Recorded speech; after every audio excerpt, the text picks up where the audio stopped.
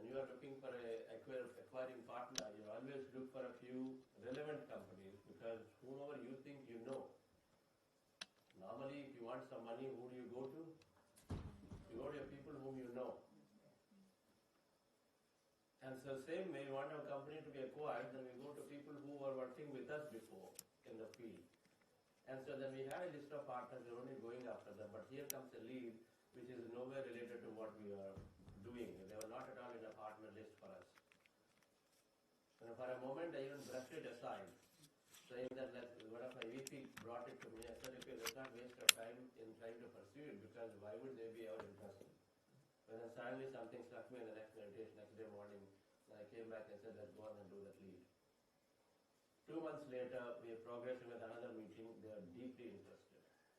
2 months later, the senior-most VP, who is running a $35 billion division, suddenly comes and then meets our team in India while I was at that time in the United States. Very unexpected, something very uncommon to happen. We were a small, tiny company of about $5 million revenue.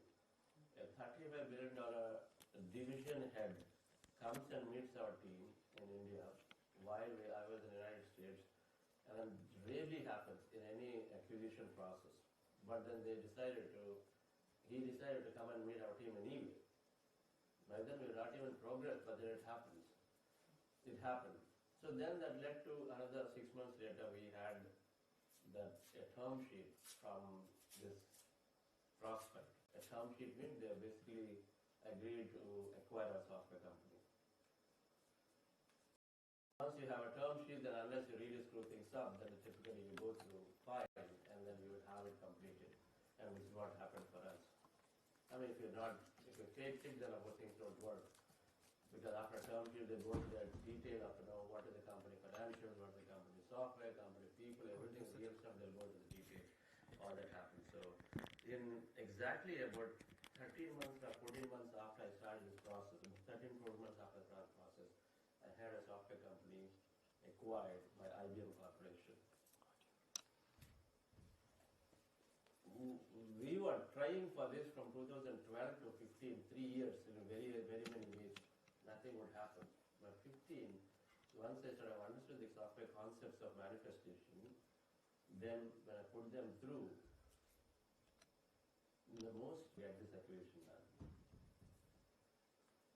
We will go through some of the concepts that over a period of time, what I learned from Patrizi, what I learned from many masters here, manifestation is a beautiful process to experience the unlimited.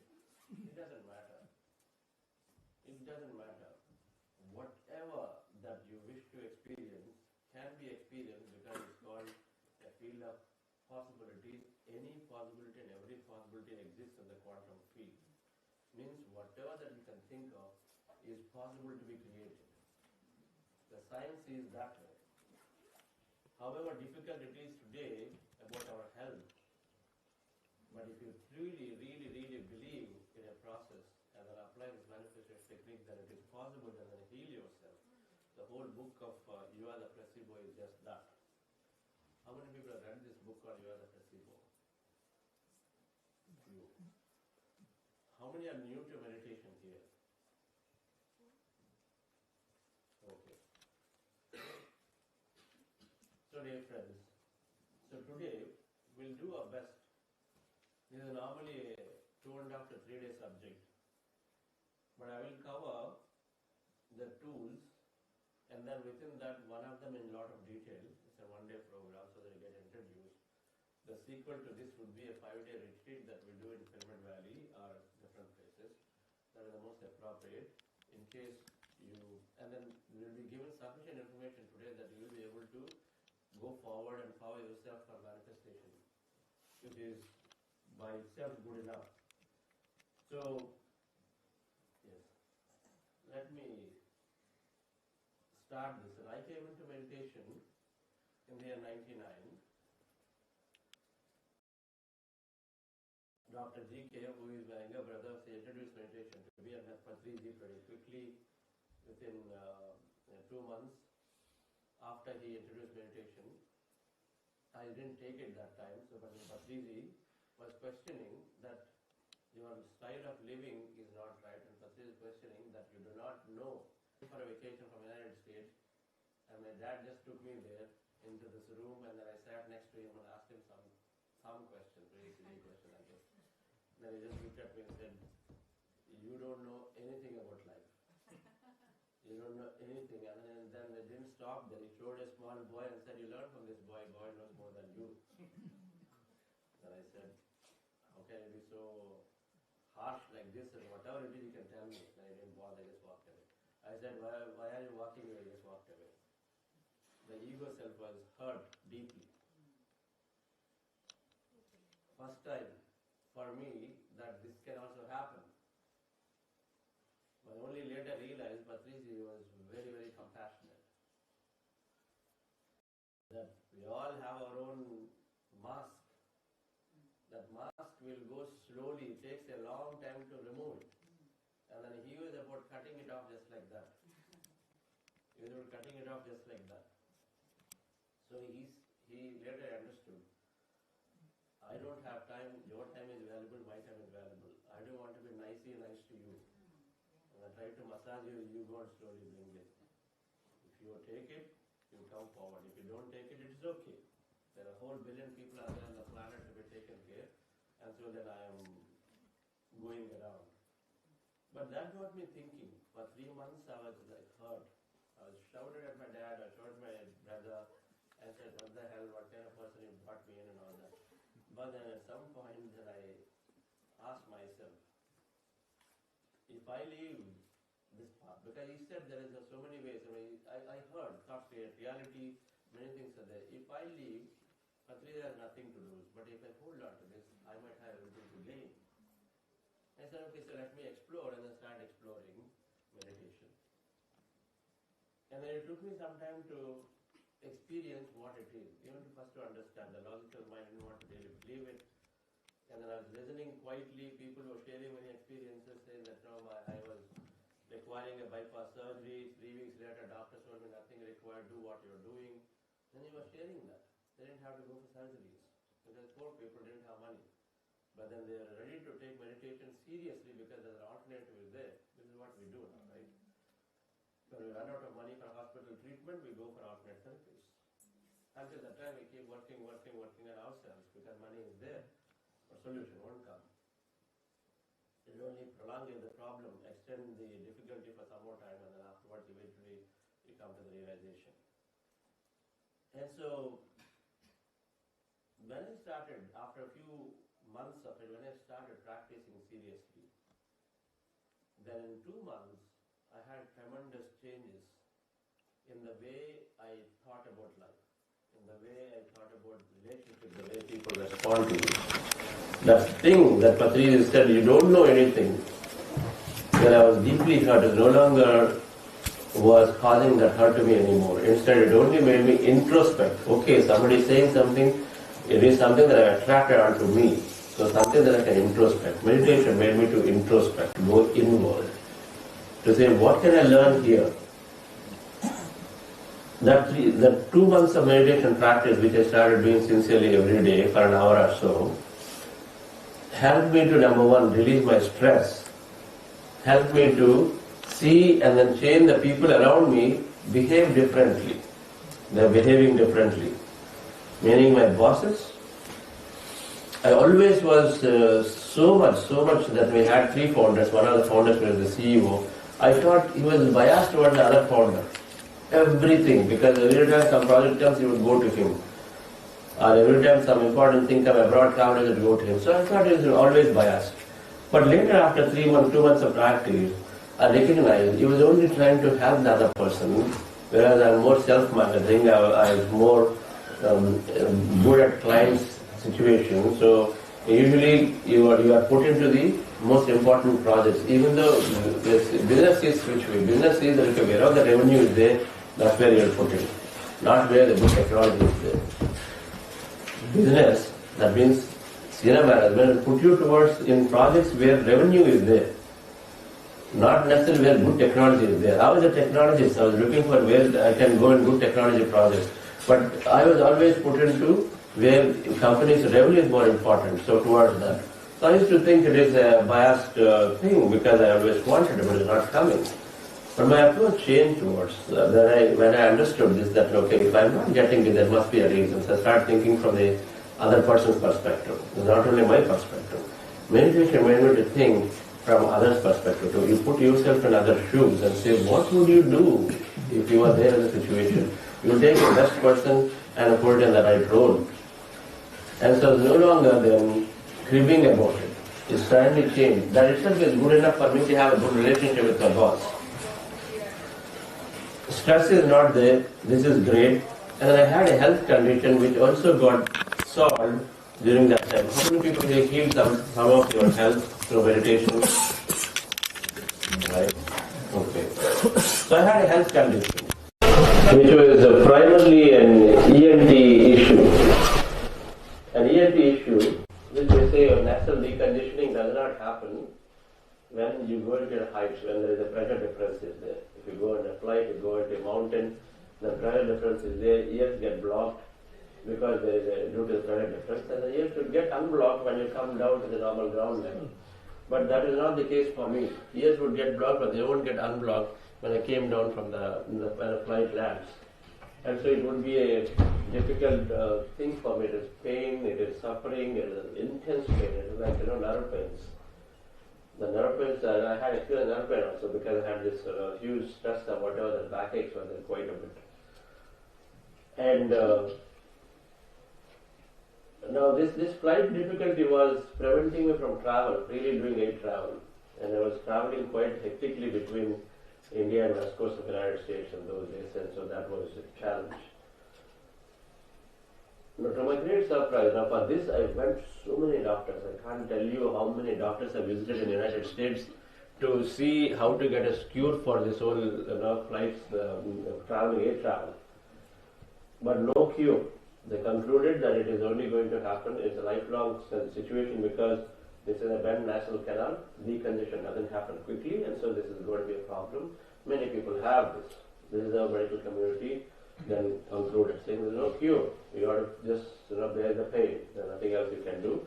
And then of course decongestion tablets and then some sprays and all that they gave me, which I can use 3 days before, 3 days after. So I used to carry those medications, but with a lot of fear. Every time I took a flight, I was like fearful because the pain would still come anyway. They gave me painkillers after the fact, but pain comes and it is there anyway. But to my great surprise, dear friends, in 4 months after meditation, this condition disappeared automatically. Automatically disappeared. I was never expecting that this would happen. One of the next flights that I had to take, because this is there in my mind that a body heals. I carried medication, but I said, let me experiment. My thought process changed. I said, let me experiment. Maybe it's going to work. And it's exactly that way. I landed in Singapore. From Singapore, I took a connection to San Francisco. From there to Portland, Oregon. So all of these connections, no pain. In those days, connections mean 12 hours. If you had a pain, 12 hours in an doctor facility was also not that great in airports. Now everything is there. And then you wouldn't even get access to a doctor, and it's going to be a very challenging situation. But then to my great surprise, I didn't use the medication, things worked fine. So a month after that, then I said, let me drop medication because of my insurance. Carrying my medication, my insurance, that placebo is there, okay, in case something happens, I can take it now, drop the medication also. And still I was just cried. And so thereafter, this is sometime 2002 December, to date I didn't have to take medication. I don't reach up to it and I don't fall sick. And then if you fall sick, you know that you can heal. You don't think about it. You don't go to hospitals. Maybe you have to spend time. And then what does it mean? It doesn't mean that, it means for a busy person executive, it means that you save half a day of time. You know it? If you have a medical appointment, you have to go, and you go, appointment, come back, especially big cities, it'll take half a day of time. Then more importantly than that, for traveling that I was doing everywhere, all over the world, then it would be a lot of anxiety. I saved myself all the anxiety. That okay, now I'm going into this remote place, what will happen if something happens? So those are the two important things that significantly helped me to become free from the travels. Once I became free of medication, then no, it doesn't matter. No, if you're going somewhere remote, some bite will come, something will, poisonous thing will come and then hit you, and so then now suddenly what to do? No such things at all. Don't even think about it. Don't even think about it. In fact, there was a time when at Pyramid Valley International, one of the days in the early beginning of the days, I went for a trek to a mountain on a hill right there. I went up to the hill, and then as soon as the top of the hill, three of us went, one young boy and then one old lady, about 55, then I was 30, 35 maybe. And then we went up to the hill, and then as we were there right in the top of the boulder, beautiful, I was just about to enjoy, and suddenly hit me here. I said, what is this? And then I did this, and then 1 became 10. And then I did this, then 10 became 100, and then there were bees. Wild bees were just, it seems like, while climbing up, because this is a remote place, nobody ventures, we just went up, because right there the Pyramid Valley is nearby a valley, here hills. And so the bees were started coming in and then badly stinging. They are the wild bees. And somehow that is a different story. Somehow escaped, running, because they just won't stop.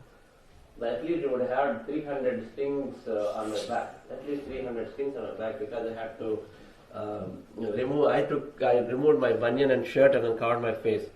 That lady did not cover her face, she had everything on her head. So different people had different faces. But I had my back was exposed, at least 300 stings were there.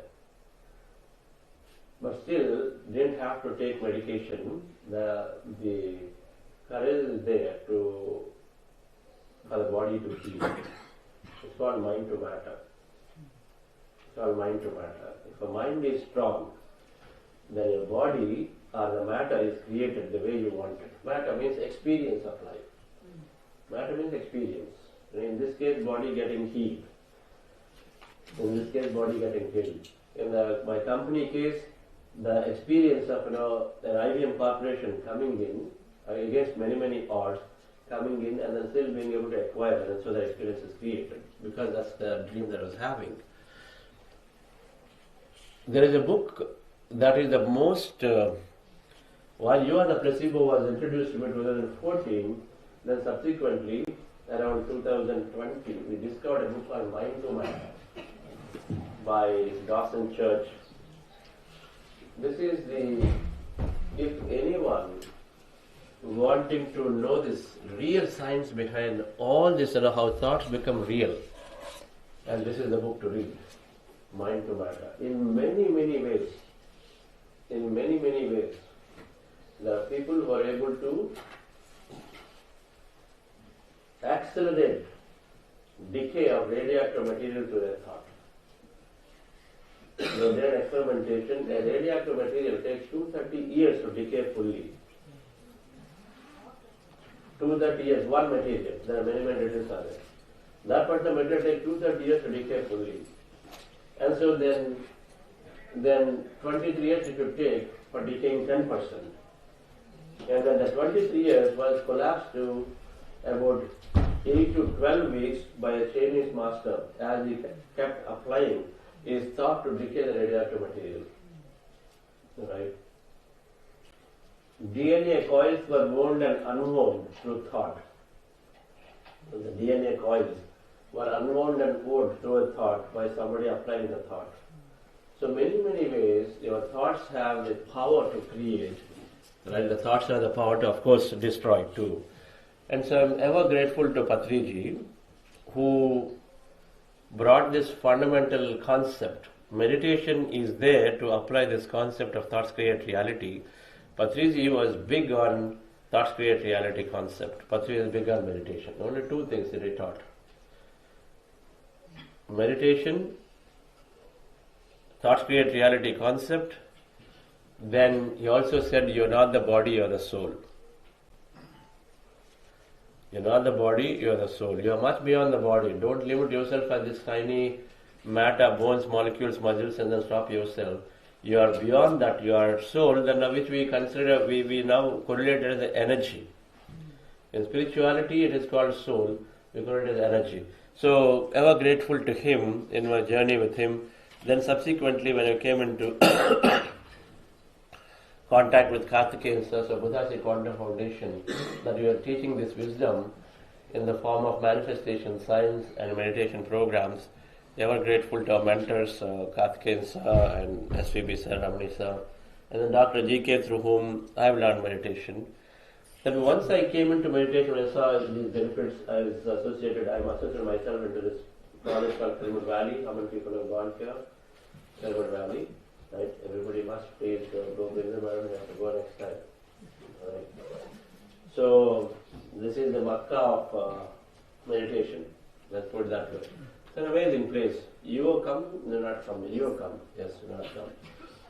When will you go, madam? Whenever now you. Whenever that retreat is there, okay. Yeah. It's an amazing place. The real forest, of course, will continue to be a forest, but then we build this beautiful place, Pilgrim Valley International. So I just felt that this knowledge must be given. In 2002, when I had my transformation, that I felt the knowledge must be given. The moment I thought about it, suddenly the opportunity to participate in this project came. I became one of the board members in there, and I had an active role in building this place up from nothing to today what it is where we are serving. We already served about 4 million people in teaching meditation. And then we have, on an average, we get about 300 to 400,000 visitors in a year. And then meditation goes to them all the time. And of course, many workshops happen. So it's a great place for sadhana, practice. Great place to practice. It just makes me feel great because you are, while continuing your work and everything in your daily life, then you also contribute to something more meaningful. Something more meaningful. Meditation makes us that way. How many people are doing meditation service here? Meditation makes us that way. The more we go into deeper practice and right practice, the more we start connecting to the outer world as if that's me. And so the more you start giving it. So let me understand and explain a little bit about placebo. How many people know about placebo concept? Placebo concept, okay. So, how many people know this experiment? Who would like to explain this?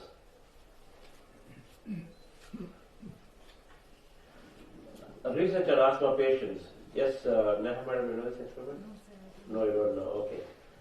I'm just trying to say because we've been working on many projects, you probably know. Yes. Don't remember though. No, of course I remember. Okay. Asthma patients, this is a medical clinic in the United States. So what they have done is they have taken asthma patients and then given them vapor. Sorry, they give them inhalers. They're doing research. And so they said, we're going to give you inhalers which will reduce your symptoms. Other way. So we're going to give you inhaler which will increase your symptoms because we are trying to bring this medication to understand the effect it has. And so I'm giving you inhaler. In this we are putting in some chemical that will increase your symptom. Don't worry about it. We are here. We'll take care of it. Something happens. And so they gave them inhalers with that chemical ideally, but instead they put only water vapor. So an inhaler filled with water vapor given to them, but they told to them that it has a chemical, it will increase your asthma.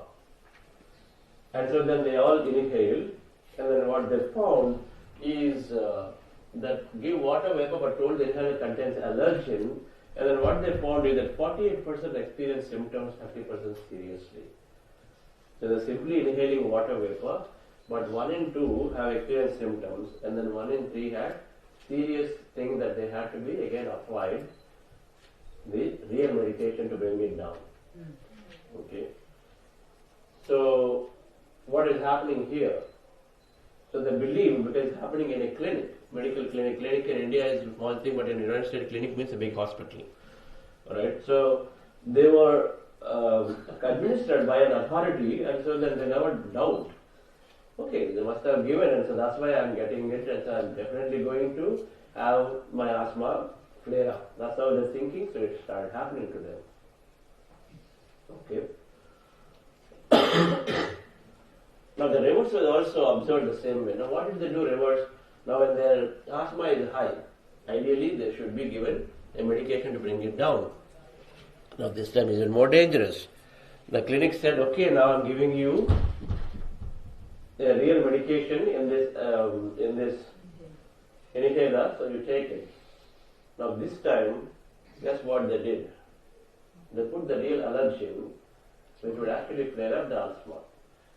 But they told them, we are putting medication, and so like I'm giving this lemon water, whatever some medication which will bring the asthma down, but they actually put the allergen.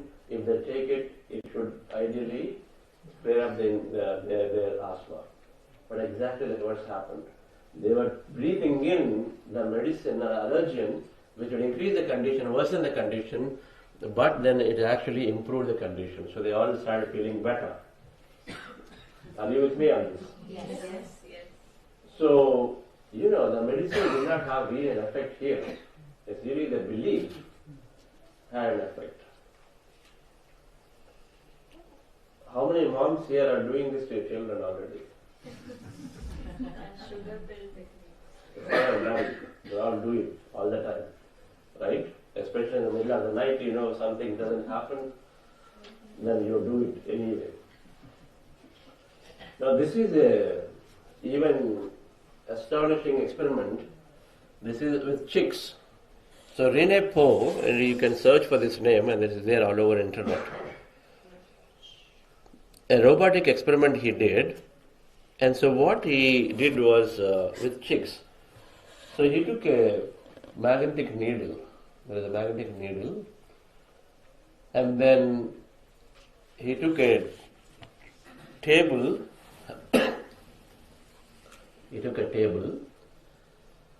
And then we created a canvas on the table. Then this needle is kept in the center. This canvas on the table and this needle is a magnetic needle which will plot a graph. It is connected to the needle, it will plot. Alright, think of the needle as kept like this, it can go around this way, that way, and then plot. And this needle is connected to a random number generator. Random number generator. What is a random number generator? Something that produces numbers randomly. Random counters. In science we understand the counters that produce random numbers. The best example to this is the housey game we play. What is the housey game called? Tambola. How many have to know about this game, Tambola or housey? More than less, right? You know it. So that game, what people do, they start taking out coins, right? It's random. It's called randomness. So every time you bring a coin out, it will be 30, 40, 60 like that. It is between 1 to 100, isn't it? So that is exactly what they did. Think of this counter is also random. Every time you activate it, it will produce a random number. They calibrate the random generator to produce numbers between 1 to 100, exactly like Sambola, right? 1 to 100. So every time you activate the random number counter, it will produce one number between 1 to 100. And every time the number produced 1 to 100. Now 1 to 50, they calibrate this needle to go this side. 50 to 51 to 100, they calibrated in such a way that it goes the right side and plots. So first 50 left side, second 50 the right side. So as the counter is started clicking, and then 1 hour later, this is what they found. The random number generator producing numbers randomly. That means if you are all playing Tambola here, and then let's say game takes about 15 minutes, what will happen in 15 minutes? Will the numbers come generally evenly and only shoot on one side of it? When you play Tambola, numbers come on all sides? Generally they come all sides. That's what is random number supposed to be. If you just do 3-4 times, it will be probably on one side only. But if you play for enough time, then it will have enough numbers all sides. Right? So this is what happened here. After 1 hour, the random number generator produced something. Is it equal? Left side, right side is equal? No. Is left side 60 and right side 40? Yes. No 50-50. No. Something like that. Maybe 60% this side, 40% this side. Yes. So that means the random number generator 60% of the time it produces numbers 1 to 50, and then 40% of the time produced 51 to 100.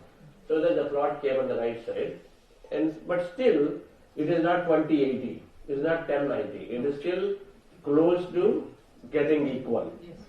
Perhaps if we played for 1 more hour, it would have become 50/50. Because that's the nature of randomness. Okay. So let's stay there. So somewhere you are not exactly 50/50, but you are close. 40/60 is close. Alright. Now they did the same experiment this time with a cage with the chicks in the cage. 15 newborn chicks in the cage. 15 newborn chicks kept in the cage. They repeat the same experiment. Only difference is that 15 chicks were kept. Newborn chicks. Very strong, sir. Newborn chicks. Very strong. They have so much power is there. Newborn chicks. They are very strong. Health-wise or nature-wise? A newborn chick is, how many people touch a newborn chick? They are like so fragile. You do anything like this and they can just fall off. Right? They are very fragile. But here is what happened. When 15 chicks were put, the random number generator, everything is same. Everything is same. But the graph stayed only to the right side, and that too more close to where the chicks are there.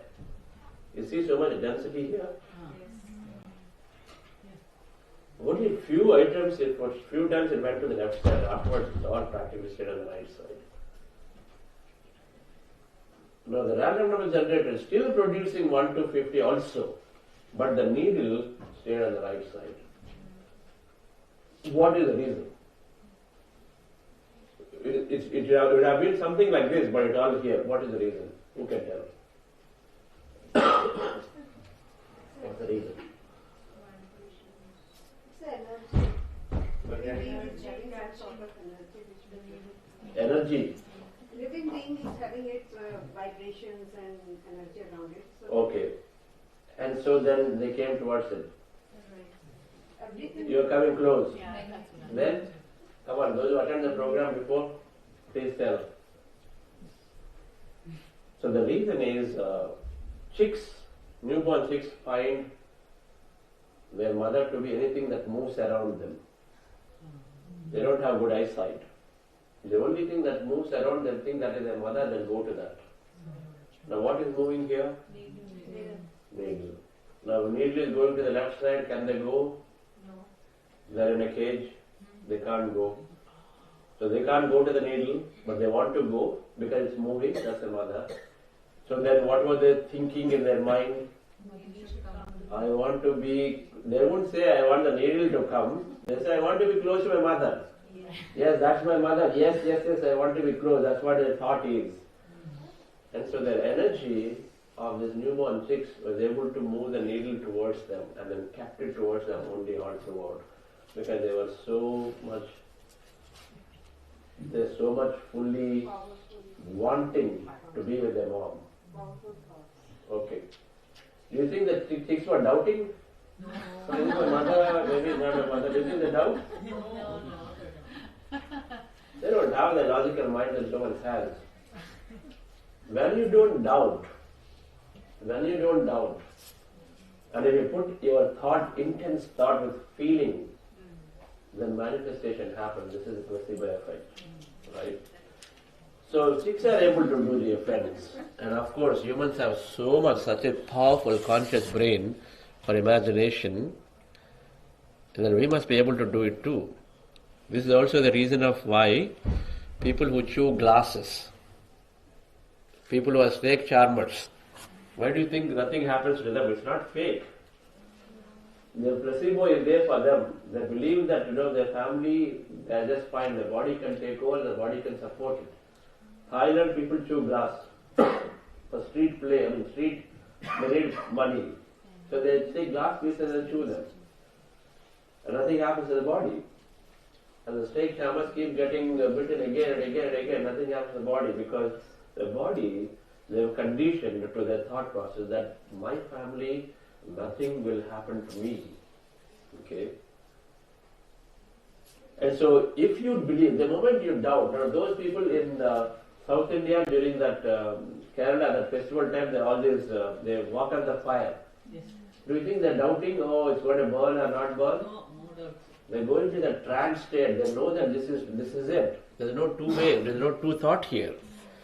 And so then they're able to walk on the fire and then come out without having any issue at all with their feet, right?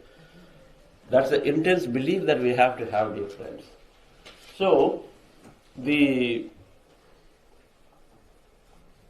Ratanavel, do we have like a tea break? Can you find out?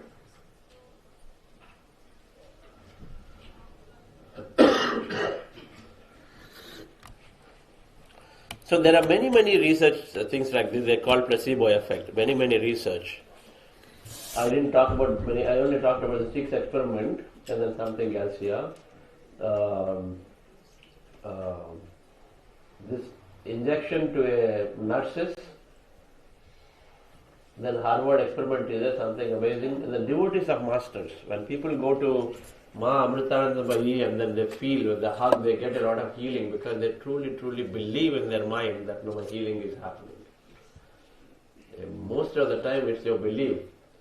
Jesus Christ said, and if you have even if you have the faith of the size of a mustard seed, you can move mountains. Yes. Right? Faith of the size of a mustard seed can move mountains. And then when people were walking and they would touch his robes and then they would get healed. Then they would say, because I touch your robes, he said, it's your faith that is healing you. It's not me, you touching my robes that is healing me and healing you. Right? That's what he would always tell. It's your faith in me that is healing you. So the concept of placebo, dear friends, is that if you believe something strongly, then it happens. We are trying to make a case here about our thoughts create reality. Our thoughts and feelings create reality. On the contrary, how many people know about this experiment? All know about this experiment? Okay, good. That means our content is not repetitive.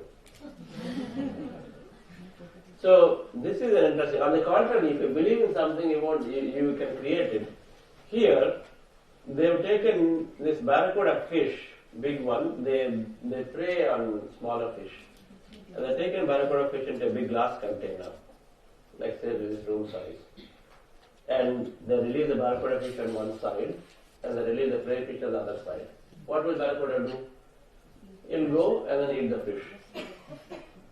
Then they put more fish again. Then after that, it'll go around. The one you put fish, it'll go there and then eat them.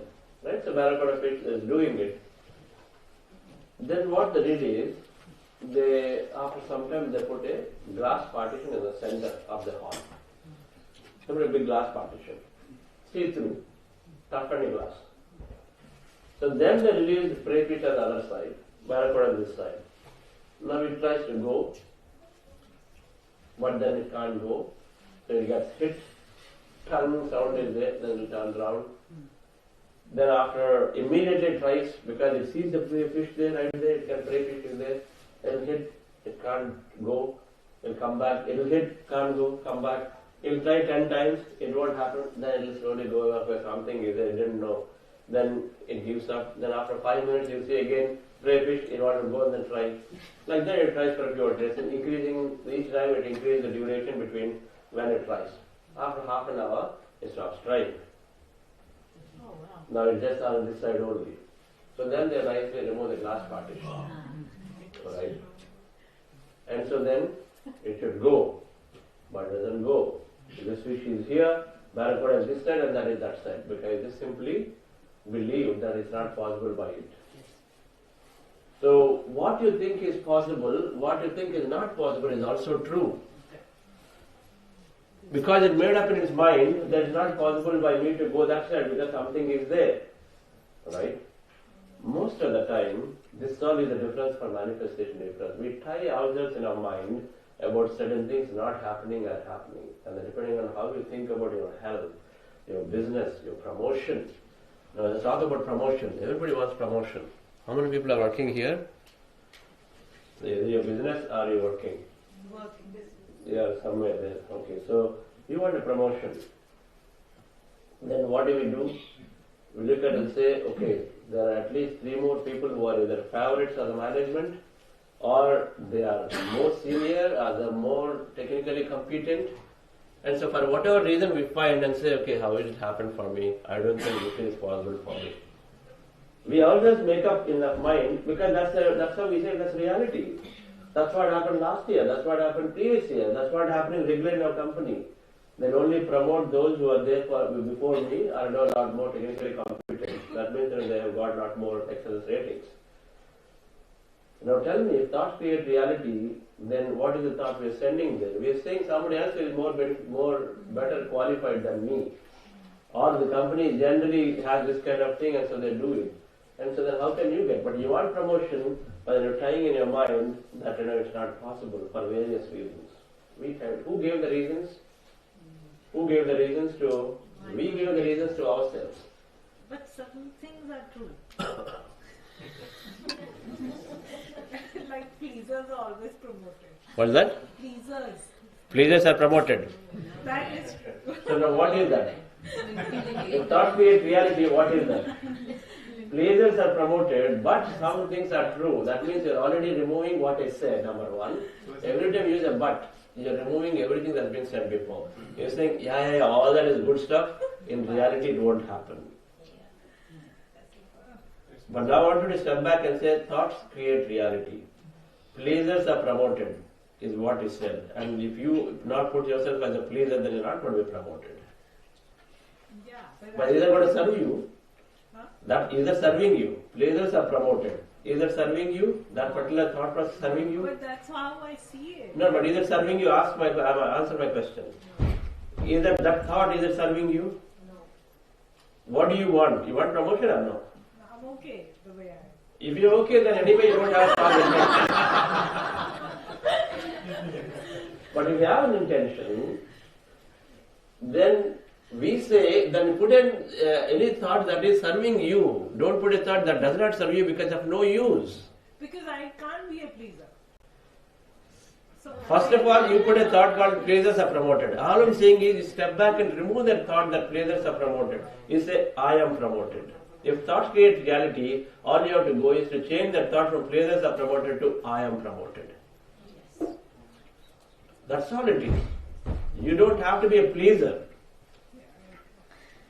Thoughts create reality. So let's understand this concept through quantum physics, infinite possibilities. So the point, dear friends, is that now placebo effect is there. Then many successful leaders. This is also important to understand. They are making the case in different ways through placebo research, and then here just by going by the statements, like Mahatma Gandhi. Man is but a product of his thought. What he thinks, he becomes. This whole lecture today, madam, if you thought that I'm going to give you a lot of things, I'm really going to drive in a way that it's all about thought. Okay, it's all about thought.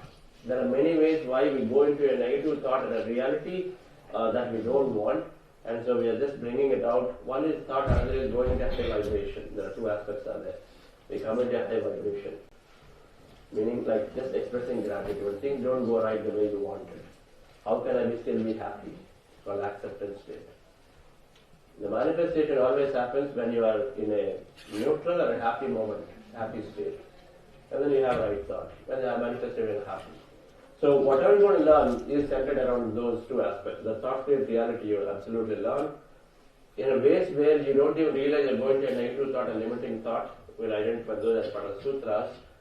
And then how do I lift myself up into a higher vibration state, in a positive state, so that I can actually think and then about good thoughts.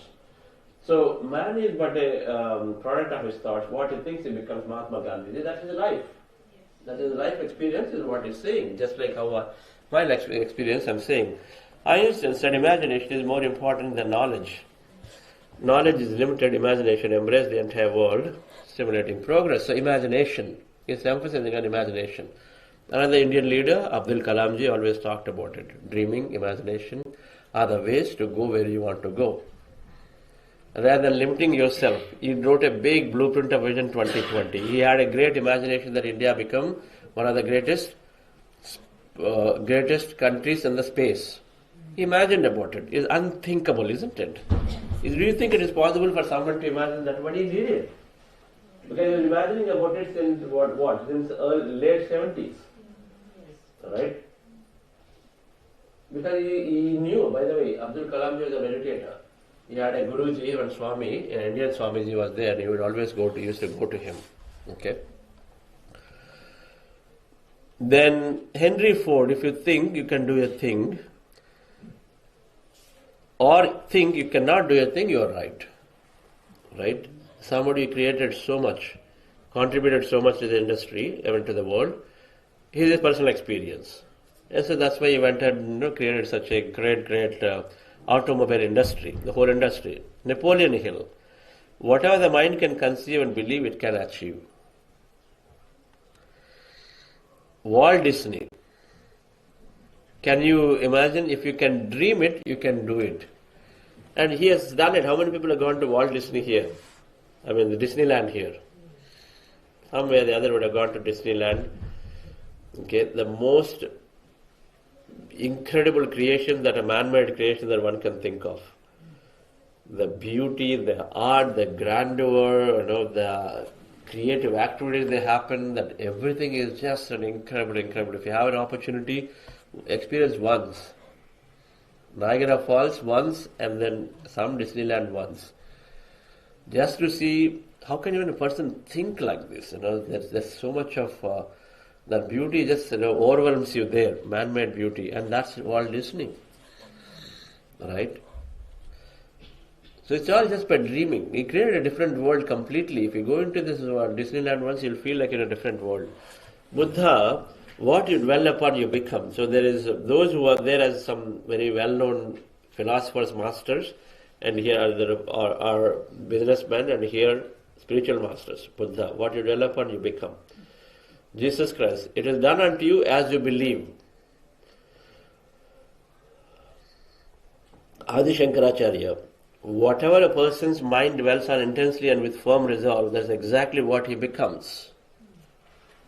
Intensely and with firm resolve, that is exactly what he becomes. Esther Hicks is one of the new generation, new age spiritual scientists. It's about manifestation. She has written some amazing books called Law of Attraction. Anything that you give your attention to will become your truth. The law of attraction says that it must.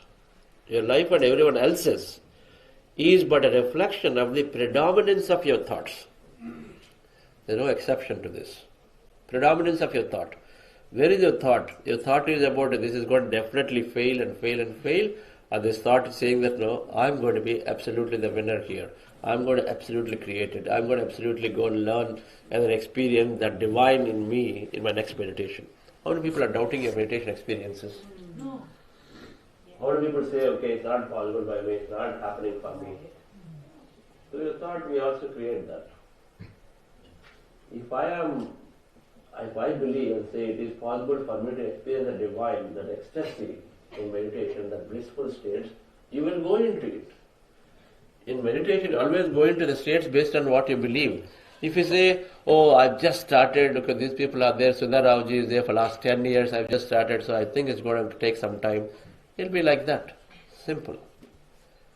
Even your meditation experiences are going to be that, because in meditation, when you are in this field, we are always attracted towards that possibility which is reflecting our intention.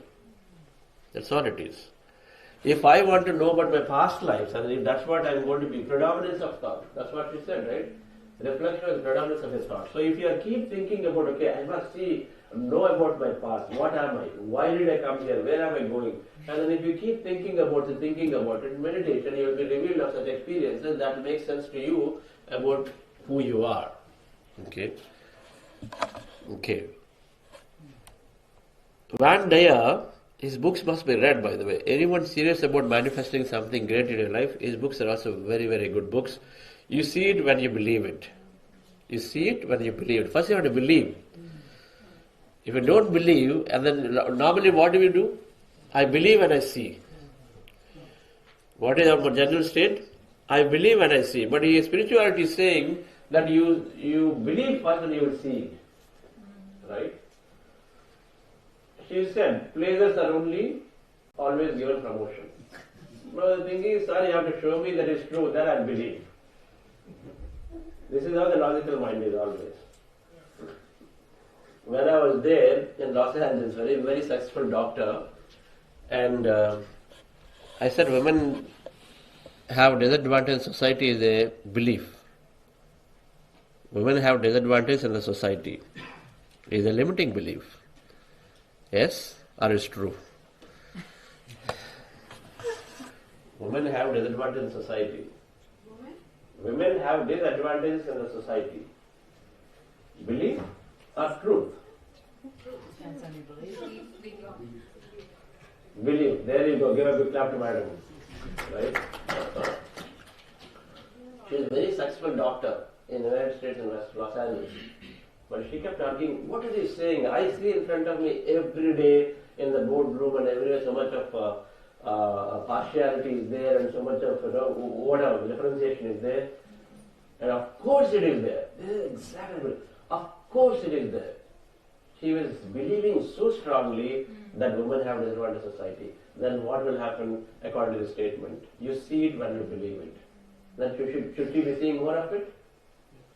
It is just so intriguing that if you believe so much, then she'll keep seeing more of it, and to make it a lot more reinforced that yes, it is true. She is trapped into that whole thing, and so it's difficult for her to come out of it because she believes so much that she keeps seeing another event where women have been shown partiality. But the moment what this whole concepts are saying, the moment you change your thought from that to something else, it's exactly changed. That's why, madam, you have to definitely change and see what happens. Okay. So, dear friends, then Bruce Lipton, more scientist type, your thought shape your reality. He is the one who talked about this whole epigenetics concept that your body, your genes are reprogrammable. How many people know that genes can be reprogrammable? I was shocked when I read that more than 96% of the genes are reprogrammable. You know what it means? All the beliefs about hereditary must go away. Right. Genes, we say, no, oh, my parents' genes came. Oh, my family has it, that's why everybody has it. So there's such a strong belief is there, then we end up having it. Oh, by the time 55 or 60 comes, everybody in my family gets it. So that's going to have to get it then, because that's what you're creating. Right?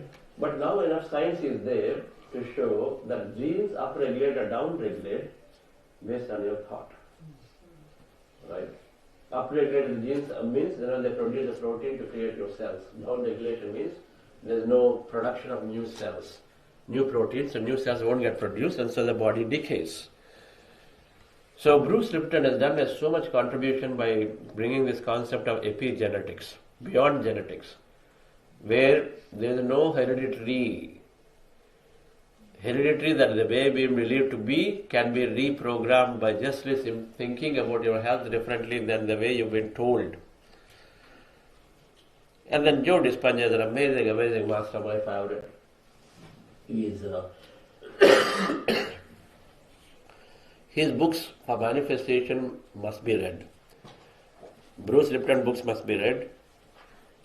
Jerry Hicks and Esther Hicks and Van Dyer, next level. But his, and then Joe Dispenza, and then Bruce Lipton, and then that Mind to Matter. There are three top books that I would say one must read before you read other books.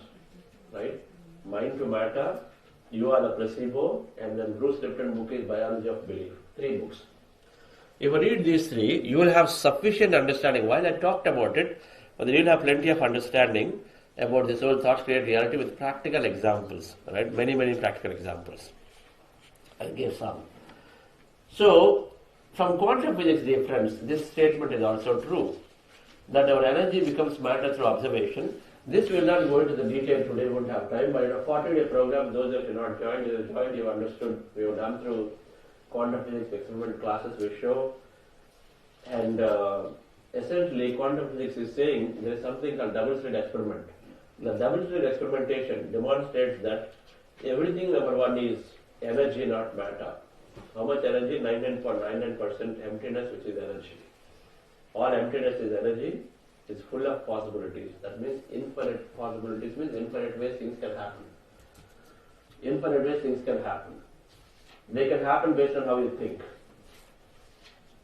Who wants to become Prime Minister of India here?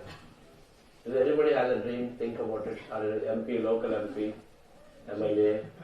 I wanted to ask this question. It was in my mind. Okay.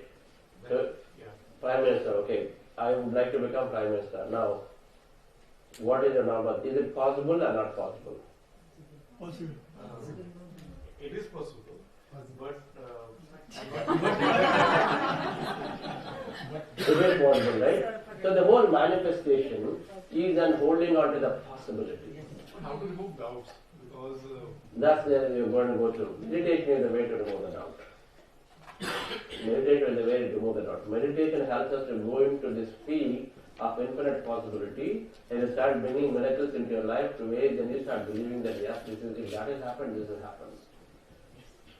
And number one. Number two, now it's not just about you sitting and say, okay, I'll meditate and I'll become Prime Minister of India. Now, when I started getting my company acquired and I started imagining about my company getting acquired, leads came. I said there is a story behind that why that $35 billion business head came to our company in a very early on acquisition. Nobody comes. Miraculously, that fellow came. When he came, then everybody in the company became very serious about our software company acquisition. Because a very senior person comes, suppose, and then meets you. Then suddenly what happens in some management? Oh, he went and met, and so there must be something. I have to be very serious about evaluating them, and a proper report I have to give. I can't be just careless. I can't just ignore it because he'll ask me next time. So we never expected. So meditation, when you do, is bringing these miraculous things to move you towards your goal. Things that you can be unthinkable. That company which came, I said, we were looking for some other list of companies. IBM was never in our list. And I almost was also giving up. But the least expected possibilities keep happening to you when you meditate, moving you towards your goal. Okay. We have to be experienced. It is right now theoretical concept, but it has to be experienced. That means you have to practice sufficient meditation. I have a question. Yes. Is it about preparing for that eventuality, or is it about expecting it? So there's, like you said, that the earlier point that pleasers get promoted. So if you remove that thought and you say, I will be promoted, but somewhere, is it about saying that when that opportunity, the next opportunity comes to be promoted, you are making sure that you have you're ready and prepared for that to make the greatest. You are creating opportunities by creating a thought and a wish. The way it is set up is to experience life through your thought. So if I want to become a CEO and the company just hired a CEO, then they will say, how is it possible? Fine. Is there a possibility that CEO can leave? Yes. Is there a possibility there can be a joint CEO? Yes. Yes. Is there a possibility company acquires another business and so then you are made a CEO of that business unit? Yes. So like that. There are so many possibilities that get created because you are wishing to experience something. Okay. But you don't go after the possibilities, right? You don't go, you only go after your experience that you seek. What experience are you seeking? Why are you wanting to be a CEO? There must be a sufficient passion and an interest for it. What experience will it bring to you which is different from where you are today?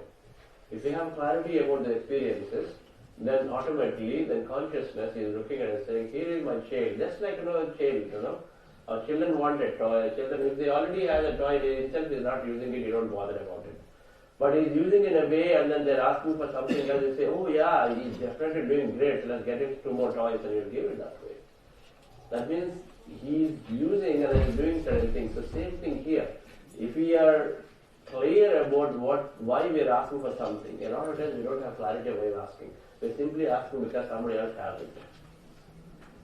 But if I am clear that I'm asking because it brings me that satisfaction, it brings me that ability to contribute more, it brings me that the opportunity to travel around the world and then meet more people. So if you are clear about why you're looking for a specific role change or whatever, then manifestation is there because then you can believe also.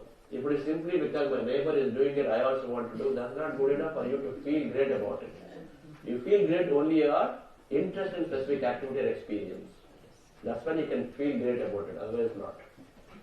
Right? If you hate travel, But then you just for the sake of, somebody is traveling and then it always sounds very sexy and so then you want to do that all the time.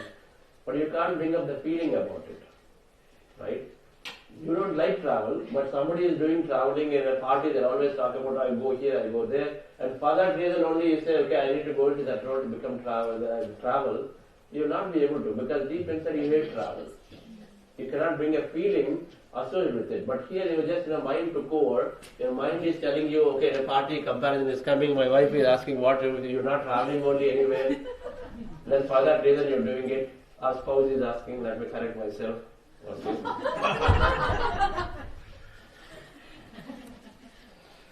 Okay. Okay, so dear friends, I'll skip a few slides. The thing is, most of the time, we all have dreams and we all have goals. But the goals and dreams most of the time are not happening.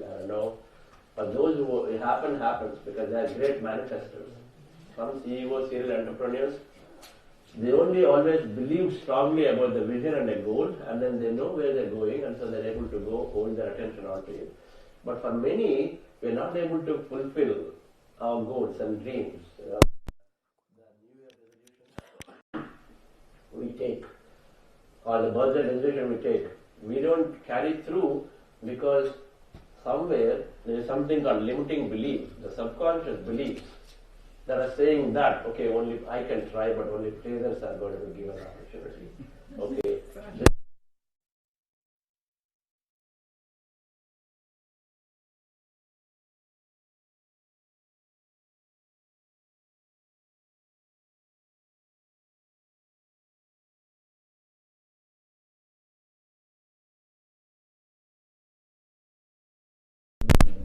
We have a goal though. Yes, I'm going to wake up every day and then do my exercise. I got to really pump some iron to get fit again. Get that muscle again. We have that. But then our body is saying tomorrow is there. Deep inside tomorrow is there. And so 2 days later, when you're trying to put the alarm and saying tomorrow is there, so why bother today? So that the limiting beliefs are not the deep ingrained thoughts in the subconscious mind stop us. Okay. I was also exactly like that. My company, when the reason it was not getting acquired for a long time is because I started believing. And I went, how do these beliefs get formed after you experience a few times? I started believing that it is going to be difficult for a company to be acquired by external investors because we had too much of history. We had cap table change twice, we had CEO thrice change for a startup company. 3 times CEO change, and then stock cap table, those of you business oriented understand it got rewritten twice. So they're all, and then it's a company already 12 years of years only. So 12 years, so what is something wrong must be, that's why it's for 12 years. So all those beliefs set into me and say, okay, because of all these reasons, it will be difficult for my company to be acquired. I didn't know that I started forming that belief in me. Because every time I went to an investor, they were asking such questions. Oh, tell me why is that you couldn't grow your revenue? Tell me why is that thing happened? I would say, okay, 2008 there is a big stock market crash, investment issues were there. That's why we had to rewrite the company stock table. I had explanations for everything, but then deep inside, I had this belief that it is going to be very, very difficult. And so then, without realizing, I was sabotaging anything that is going to come in the way because it's going to be difficult. Okay.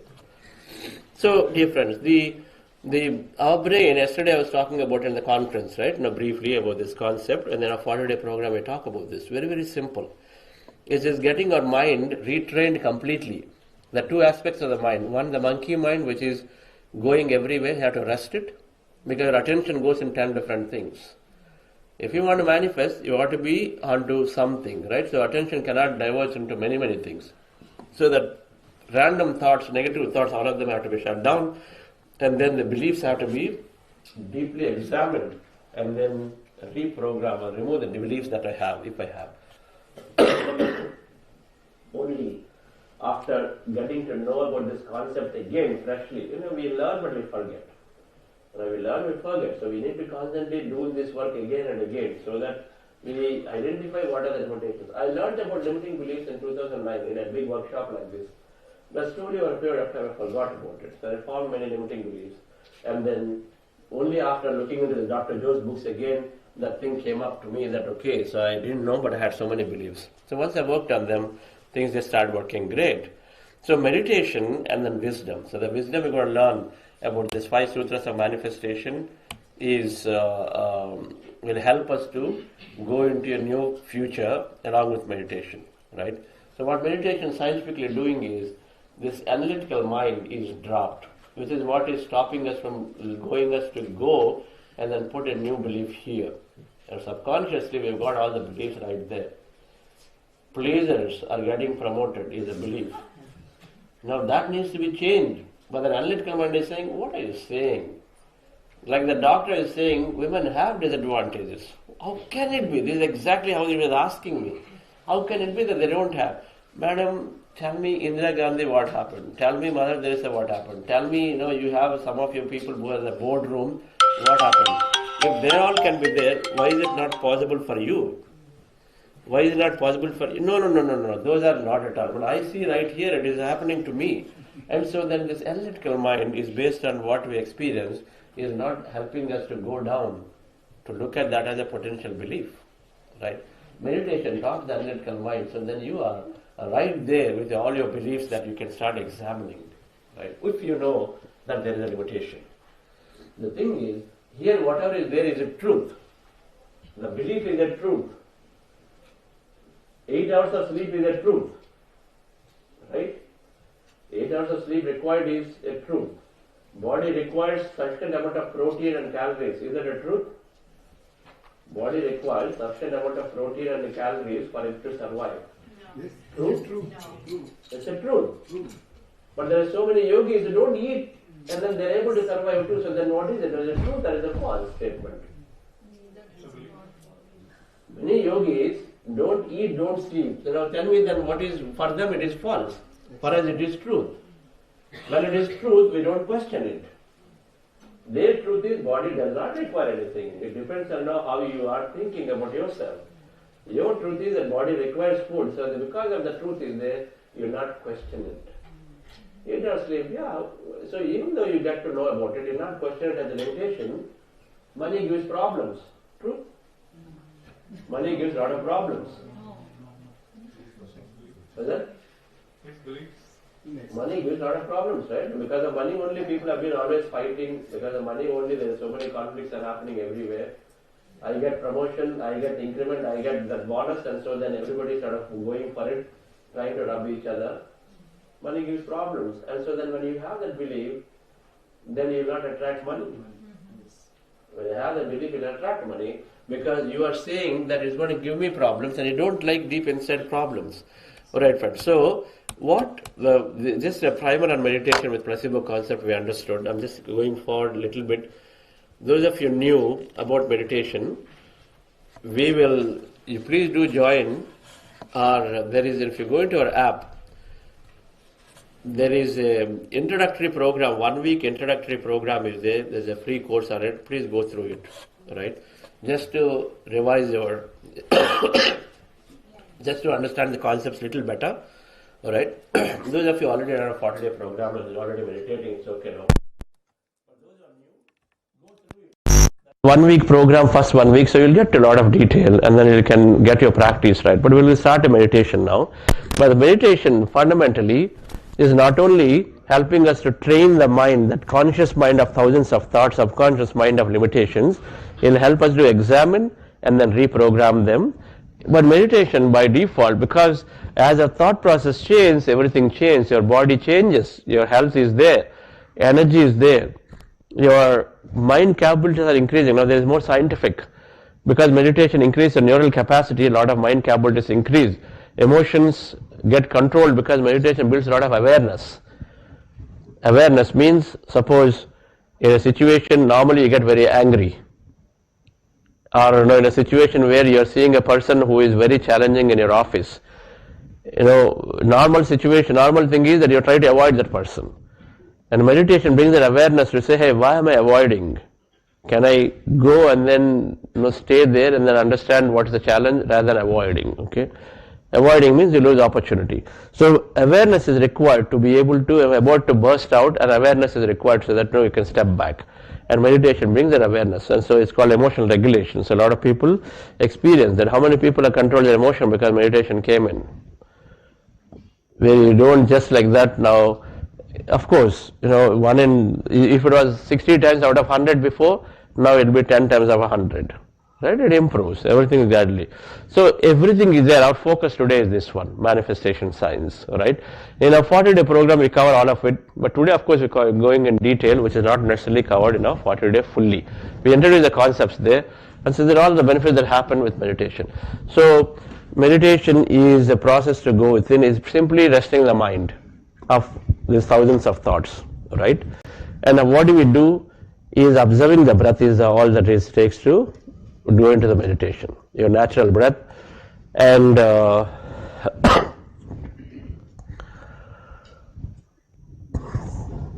so I want to introduce two techniques.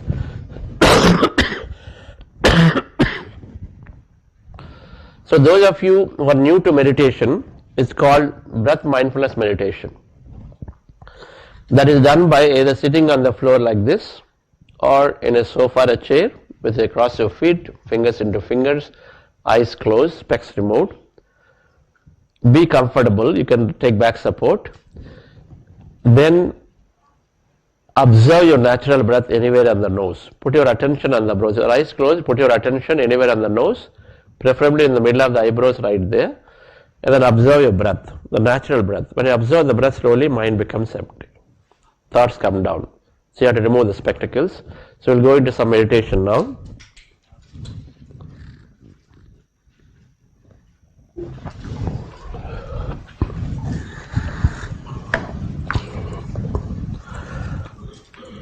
So as you observe the breath, mind becomes empty. You experience emptiness. Be with it.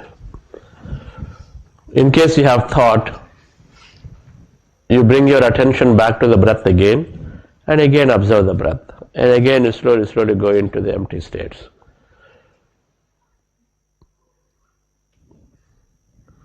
Called breath mindfulness meditation. Relax yourself, dear friends.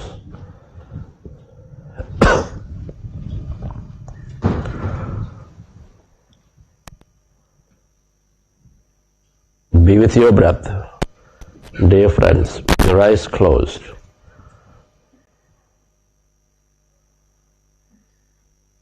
Observe your normal, natural in-breath and the out-breath.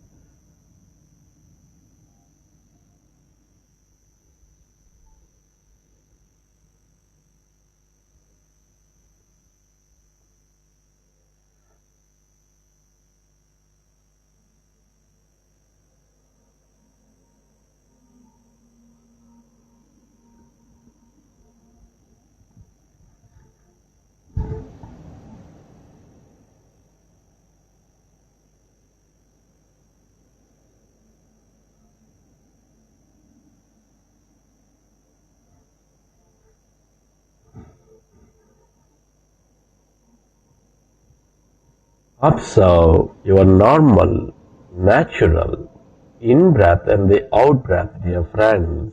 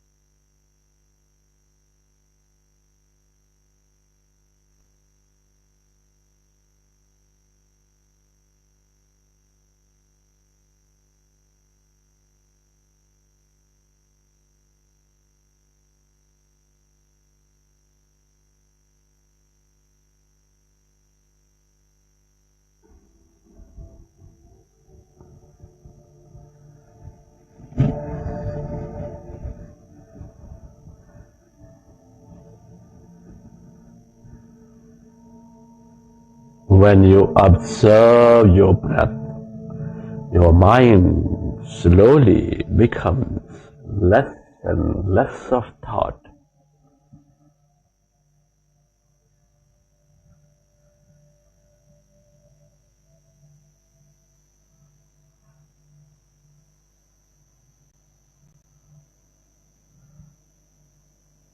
As your mind is becoming empty,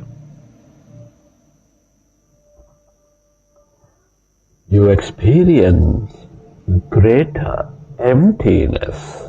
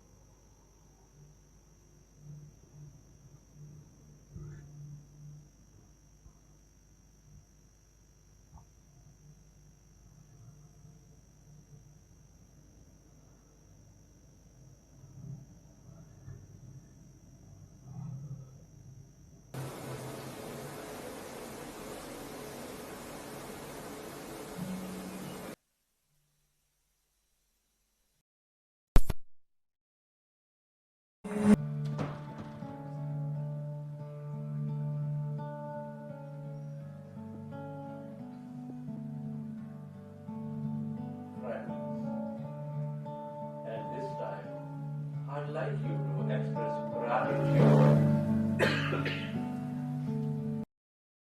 Quickly, then where will you find one by one or quickly? Intuitively, you will know.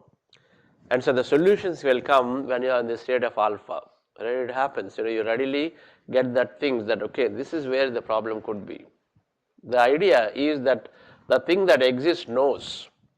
The air traffic controller knows what's happening, and so then it knows what is where is the problem, why things are happening. So same way we will understand when we are into the alpha state, normal solutions.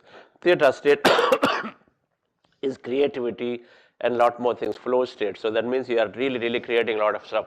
So one is that, and then second, meditation is lowering the stress. Now all of these are one master class in a 40-day program, each one.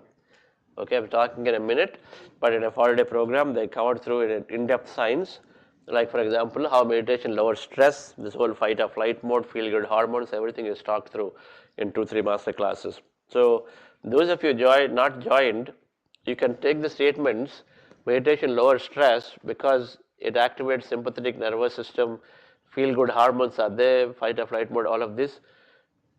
You understand it, but we know that ultimately lower stress improves mental well-being and mind power. So it's a one statement, and it does through meditation because of all these factors. Now to know more about it, please join a 40-day program to get to know it better. But of course you can search for it and you'll get plenty of information on the net too. But the point is, meditation is improving mind powers. Okay, meditation is increasing health. If stress is gone, 90% of health has come. And the more positive you become, the remaining 10% health comes back to you, which is like epigenetics concept. You start changing your body mechanism, and so then remaining things that are there will come back to you. The third thing is that meditation, of course, is you cannot control circumstances, but you can control your thoughts. That's what children do. Issues happen, but then at least you are aware and then you move forward. You don't get stuck there, which is emotional intelligence, right? So emotional intelligence, as I talked about, meditation is improving significantly. In our programs, 80-90% people are saying that they improved significantly, okay? This Graham Phillips, somebody who wanted an experiment, 8 weeks of meditation, he changed by 25%. That means in 6 months or 8 months, this person will be a totally new person. He is able to control his emotion, right?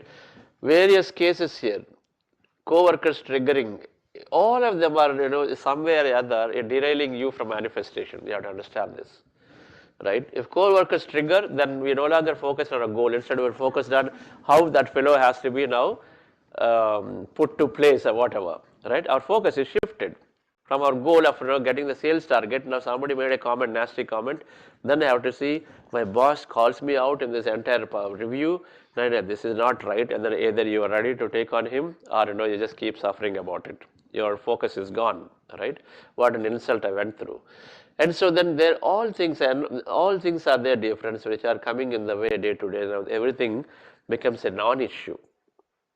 Everything becomes a non-issue because now this is what they're saying is then that now this is an atom. Now what is there in this also atoms? And everything that we see, including our bodies, everything is that. So then in the entire universe, they are saying that it is the matter, what we perceive as this physical reality is only 0.0000001%. It's all really energy. It's all energy. Now even that electron and neutron, proton that we thought is matter, which constitute that 0.1%, even they are energy by default. This is what they discovered. These things are actually not particles, they are actually by default energy. They are rotating the orbit.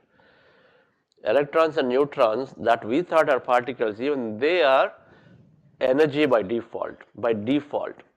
So that 0.01% what we thought as matter, even that is, first of all, it is nearly all of it is empty energy. A tiny percent which is matter, that is also is by default what quantum physics found is energy but not particle. They have done experimentation, right? Okay. So they are not particles, they are waves or energy and have many possibilities of collapsing into matter. So now we have these trillions of electrons of each and every one of us. They're all as energy. Right? They're all as energy are there. How many ways? Now, but the energy becomes matter through observation. Energy becomes matter through observation. It's called a double slit experimentation. When you observe, that electron becomes matter. They've done this experiment to demonstrate. Okay. So now if you have all these electrons, everything is by default energy of this entire universe. Now all of them can become matter. How many combinations you can take to experience? I have there Pati Ravkumarji, good to see you there. Ravkumarji is there and then I am here. Now we both can imagine that we are going on a Himalayan expedition.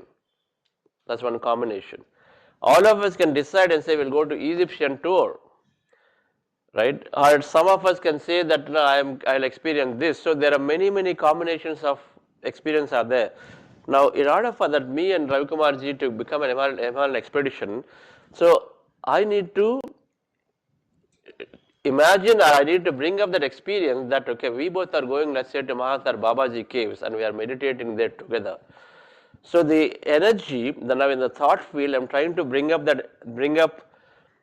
a concept of Babaji caves, concept of we both traveling, concept of we going there and then experiencing that meditation there. And so then my thought is energy, and so that energy, when I'm thinking about this experience in energy, with observation according to quantum physics experimentation, that becomes matter. So the moment I think of an experience like that, and then slowly that becomes real, because wherever you put your attention, wherever you put your observation, that energy becomes matter. Okay. So these combinations of electrons and neutrons, they are there, that infinite combinations are there because you have infinite ways that can be combined together. In this room alone we are about 50 people and all of us, how many combinations are there? 50 factorial, that's a big number. In so many ways we can experience life. All of us together, 2 of us, 3 of us, 5 of us, like that, right? Because so many ways we can experience. So infinite combinations are there in this entire field of energy, where everything is energy by default. Energy becomes matter through our selection of an experience. An experience is nothing but a set of subatomic particles. Every experience we have in life is nothing but a set of subatomic particles of you and so then you find that oneness with everybody. That's called oneness. It's not just a statement and saying oneness is there. In meditation, experience oneness. And so that means what? That means I don't just like that get angry with somebody. I don't ignore somebody and then only take care of me in a selfish way. Okay, because oneness, so just the way I take care of my family, my friends, and same thing here. 10 days of trip in trekking together, when I come back, my reaction to somebody's requirement is different. Then when I have a lot of differences where my reactions are different, go, let him go to hell, is what we would have said before. But after 10 days we come back and say, oh, he wants something, okay, let me see how can I help, right? That's how we say, because we're bonded so well. But the bonding will go away if we don't go into such situations again. That's why, hope you understand, in meditation we connect with each other regularly, and that can be maintained when you're regular with meditation, where you're going back and finding the connection again and again and again, right? So then your anger, your oneness will keep being there with people when you are regular with meditation. When you're regular with meditation, then the moment you have this oneness feeling, then you are a different person altogether, right? Then you are compassionate at your heart. They are automatically are joyful, even though they are telling you many things. You're not bothered about it. Okay, maybe they have a challenge. That's what we do, right? When children snap at you, oh, must be something wrong, must be some issue at school, must be some issue at college. This is how we think about them. When a colleague, how dare you, that fellow is doing it. But in meditation, that oneness comes, not only children. Children is driven through a biological relationship. In meditation, you will have an energy relationship, you will have the connection. So you feel that way, and so you don't feel the same. You feel the same as you feel with your son. When they shout at you, you think there must be a problem for them. Okay, there must be a challenge for this colleague, and that's why he's doing it. Let me step back and see. A politician does something, okay, maybe he has a challenge. Maybe he had got a lot of situations in a sticky situation, why he is not able to do. Maybe he has a weakness. Right? When our relatives have a weakness, and suppose you find that there are some extramarital affairs is there, what do you do for the relatives? Oh, so maybe a weakness, and let me see how to get out of them, how to get them out of it. That's how you think. If it is a politician who is trying to make a big thing, or say, how dare he is using public money, he's got this, and we don't shout at them. But it won't happen. We can see them the same as your own relative, your own thing. Yes, I know there is a weakness. He's drinking, I know there is some weakness, I need to get them out, is how you think about a relative, but the same thing we extend, rather than trying to make the problem bigger through our thought, dear friends. So coming back to how this energy becomes matter is through observation. A subatomic particle becomes matter through observation. You take notes. It's called double slit experimentation this is a video by Fred Alan Wolf. Watch this video, it's about 5-minute video. Later, I'm moving forward here, but this tells about, and you have to watch this over and over to try to understand this concept, alright, little bit. That electrons by default, they thought are particle, but behave like energy. And then they put an observer, a conscious observer who is thinking that it should become matter, then it starts showing up as particle. When they remove the observer, electron by default stays as energy, like a wave. So that experimentation tells in technical language. So the point, dear friends, is that the second step of openness to possibilities is there are infinite possibilities. Anything can happen anytime. When you told, can you become Prime Minister? Is it possible? You said yes, possible. Stay on the possibility. Be open to the possibility. If you want to become, you thinking that aise kaise hoga, that is not going to help you. So we say, stay on the possibility of what can serve you, your interest, rather than trying to say, because you don't know how it's going to happen, right? When IVM came to me, I didn't know how it's going to happen, but it is coming to me. So it's coming to me, then I pursued it. But when you pursue such unrealistic, what we think as ideas, we'll get enough support to tell you that, okay, there is something is happening here.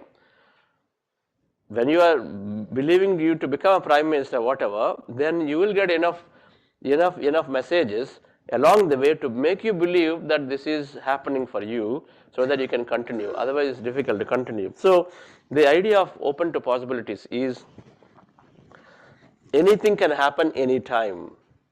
And so then why unnecessarily conclude that something is not possible? Right? Whatever that you're wishing to have, in the field of infinite possibilities of thoughts create reality, I want to grow my business. I want to see my friend becomes a great friend to me again because we had such a serious difficulties, we broke apart, right? Now your mind may be saying it's impossible that the person will agree to you anymore because something deep happened. They shouted at each other, touched their heart, and so then you may say that, and so you say it's impossible. That openness to possibility is saying that possibility of they becoming a normal exists in the quantum field, so let me be open about it. Let me be open about it. Why should I say it's impossible? Because I really just am hard, right? Do you get that? Yes. Okay. Small things day to day, when you are booking tickets, oh, this is too difficult, it's not going to happen. Last minute, if you book tickets, it's going to be very expensive. You go into that like that, and then many times we don't try.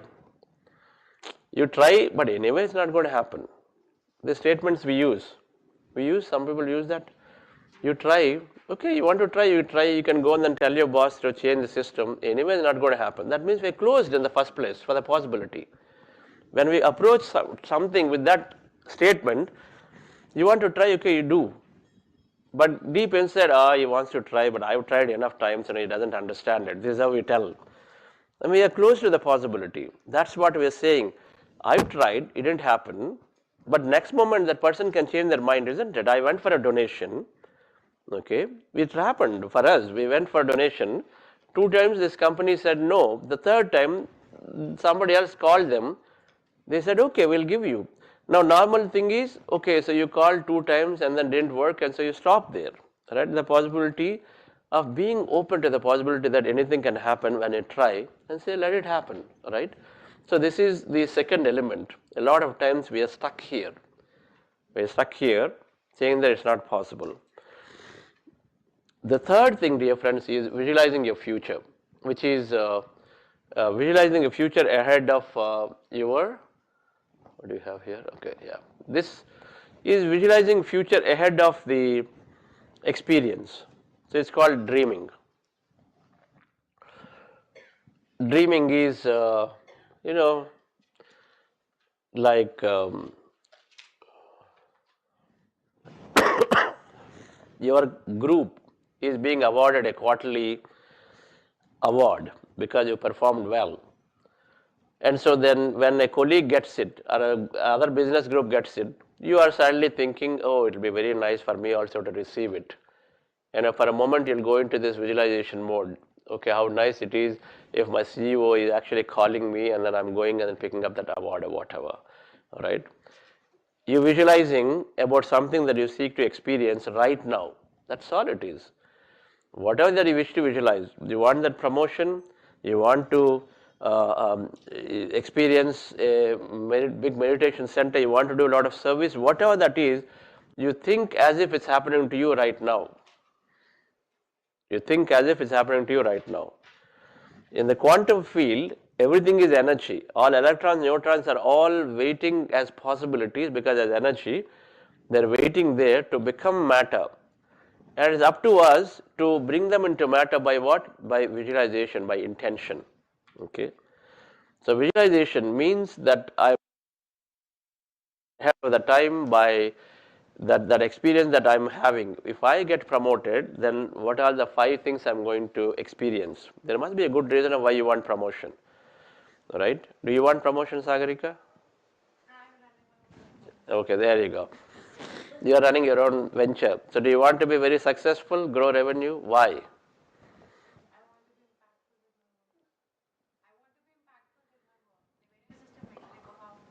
So impactful. So define it more. What is impact?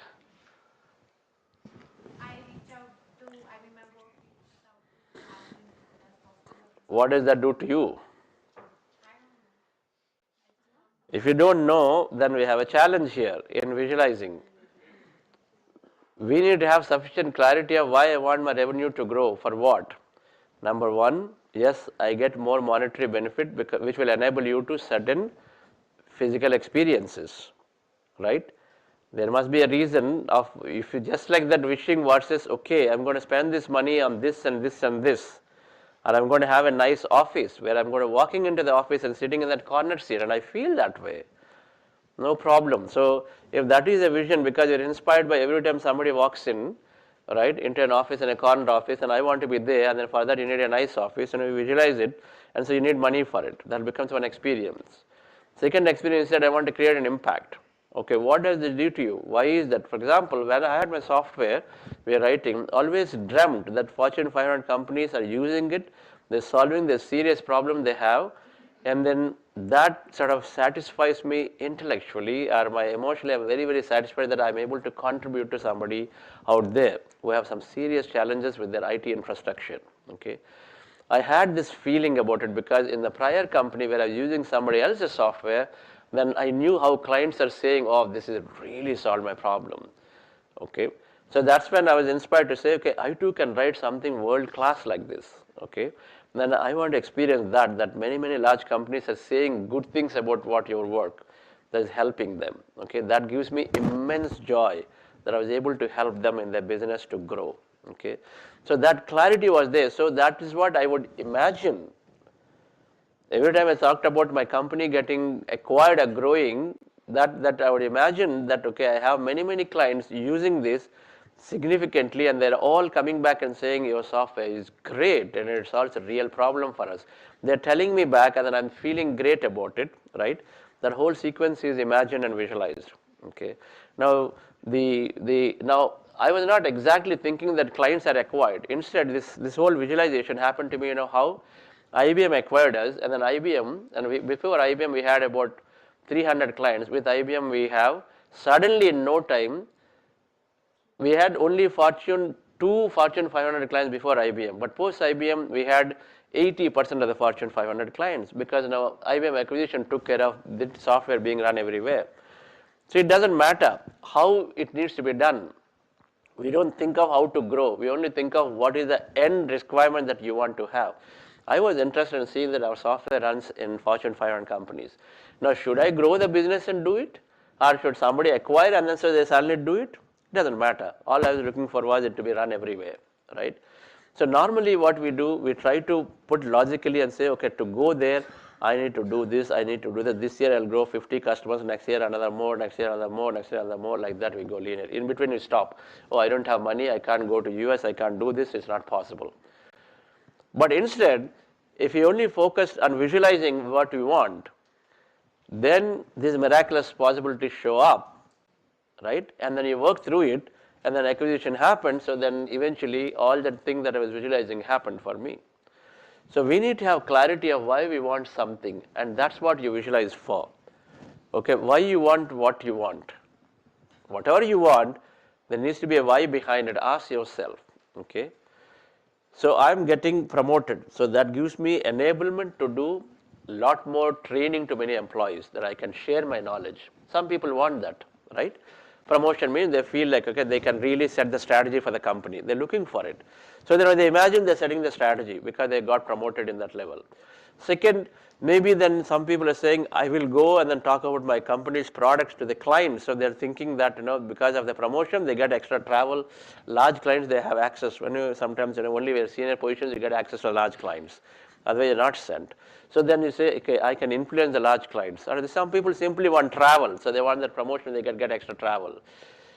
That requirement, whatever that is, if we can be clear about it, then you think about and imagine about that as if you are experiencing those. Your promotion has happened, now you're imagining that yes, you're traveling everywhere, you're nicely checking into the hotels, you're just freaking out, right? No, do it, it doesn't matter, right?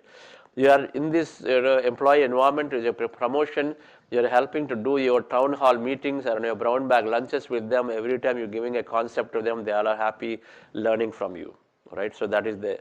So you imagine of the future experience, things that if your goal is met, what experience I'll draw into my life, those are things you imagine. Are you clear on it? Do you understand? If your goal is met, I want a lot of money. Why do you want money? What is it for? So you don't go after money, you don't go after a person, instead you go after an experience. That's the whole concept. Money is there. Money is required for what? Okay, I'm building a big house, a nice house, I'm there. Imagine that you're in that 5-bedroom house. Be clear, why is it 5-bedroom, 4-bedroom, 3-bedroom, but then be clear, okay, I have money, so Imagine that you're able to go and then buy that land, do organic farming. That's why you want money, right? Now imagine about the experience of you doing an organic farming and then you got this land and everything and you're doing beautifully. So that because money then automatically will come to support it if money is required. Don't bother about money requirement because maybe somebody will come and say, you know what, you be part of my partnership and then anyway I've got a lot of land, you come and do organic farming, right? So it is possible. If your experience is about experiencing organic farming, you don't care who gives you land, right? You gives you land, it is possible too. So those are the things that we need to be clear about. Okay, what is it that I want? Okay, in London, somebody came to me and said, sir, I am promoting veganism. Veganism, so I'm making vegan videos, content on veganism. And so I said, okay, content veganism, then the videos have to have, my visualization is that I have this big channel and then I've got this millions of views are there on it. That's what he was thinking about. I said, be clear. What do you want out of this? You want this vegan content to be grow, right? What do you want? You want a YouTube channel with a lot of views or you want your content to be taken? Because veganism, there are so many organizations that are promoting veganism which are much bigger. If one of them picks up your content, suddenly it goes to so many people, right? Your idea is that people are being aware of veganism through your content and so then you get a lot of responses from them and say, okay, this is lovely content and then people are appreciating. Is that the experience you're seeking? Or are you seeking an experience of your own YouTube channel? Every time you go to youtube.com and you'll see that, okay, 5 million clients and 5.5 million clients. What is that you're seeking for? Get clarity about it, okay? It is okay either way. I want my YouTube channel and then so much is fine. Or I just want a lot of people using it and I feel great about people gaining veganism and becoming vegan. That's all it is. So when you have clarity, then things become more and more, then you can visualize appropriately.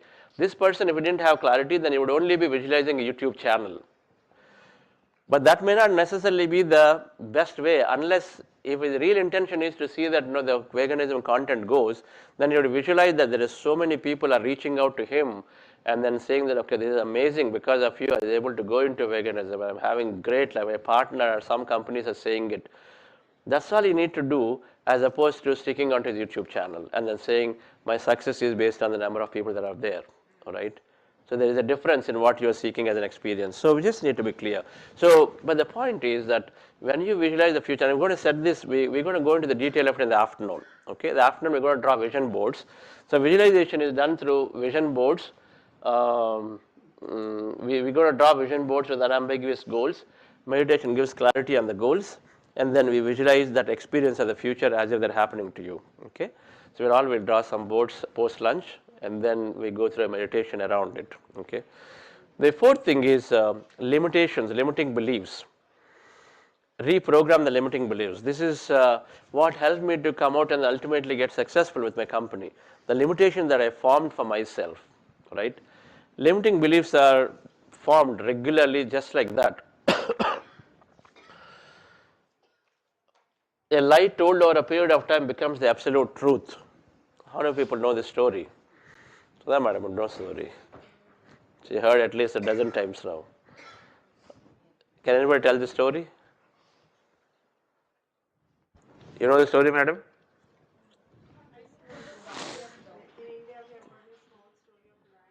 What is that? Lion story you have. I have a cat story. Cow and donkey limiting belief story. Okay. How it became true over time. Okay, please tell the story. I will look to learn from you. So this was a story that there were these three people passing by from a village, and the first one they looked at this animal and they said, "Oh, it's a cow." One said, "No, it's not a cow. It's a donkey." So no, no, look carefully. It's a cow. The one also gets it. They are being so sure it's a cow. Then the third one says, "No, no, it's a donkey. It's not a cow." They say, "Okay, then let's go and ask someone." The whole thing repeated, "No, no, it's a cow and a donkey." So they went to some person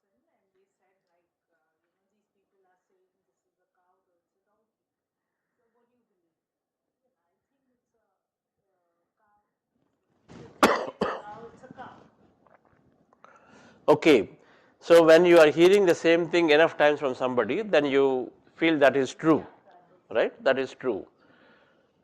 We hear enough times about Manmohan Singh ji that how impaired a PM he was, and then we think it is true without even going into the detail of how great a Prime Minister he was, because we're only hearing what we wanted to hear.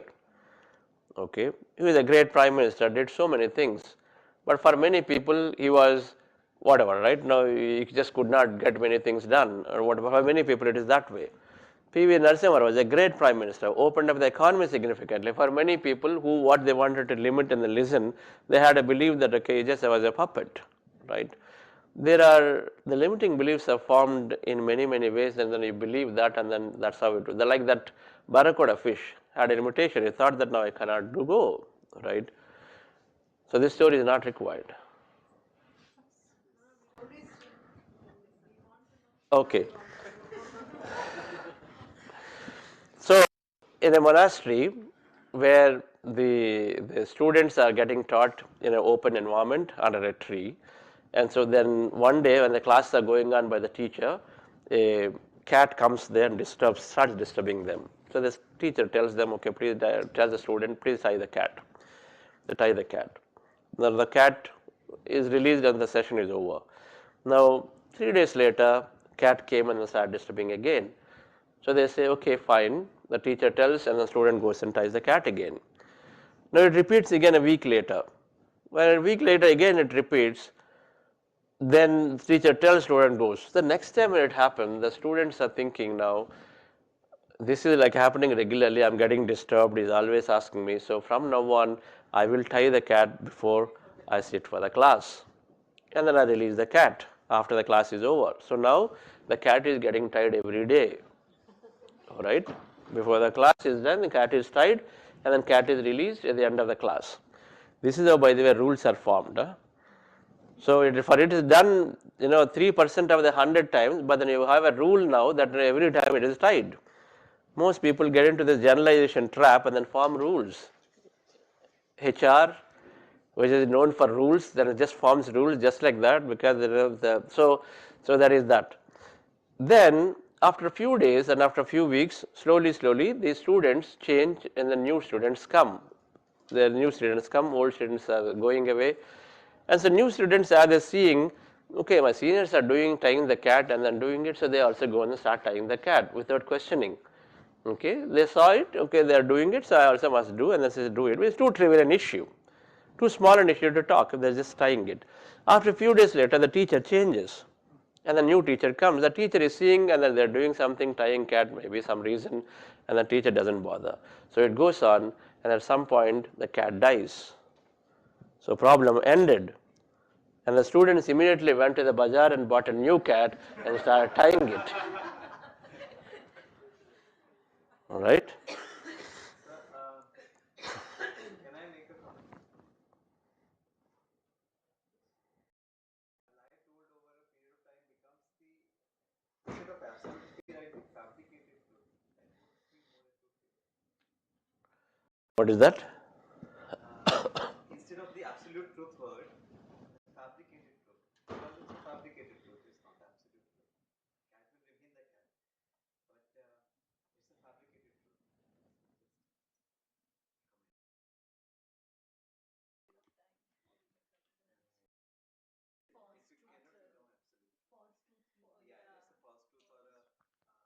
Fabricated truth. So I'm saying that many of the beliefs don't have a basis. We just do it. Even now, I mean, somebody, where was that?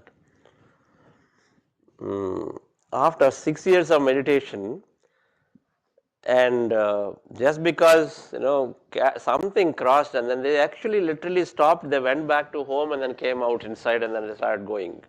All right, because we just don't want to let go of certain things. Literally stopped. I just cannot agree, but I was very surprised, and then I saw the behavior.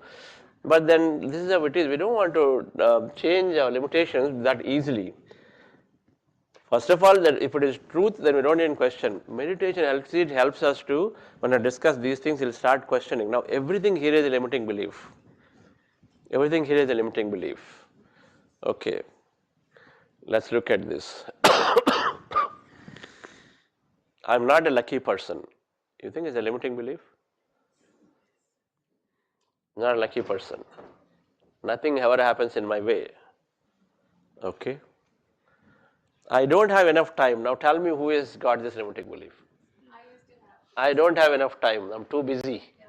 My friend says this. You don't say. I don't have enough time. This is a limiting belief. It took me some time to understand. Okay. We create it. We create. If you then, how do you experiment it? You experiment and say, okay, I've got plenty of time. I'm going to do this. I'm doing this. I'm doing that. Just say it to yourself, and see what happens.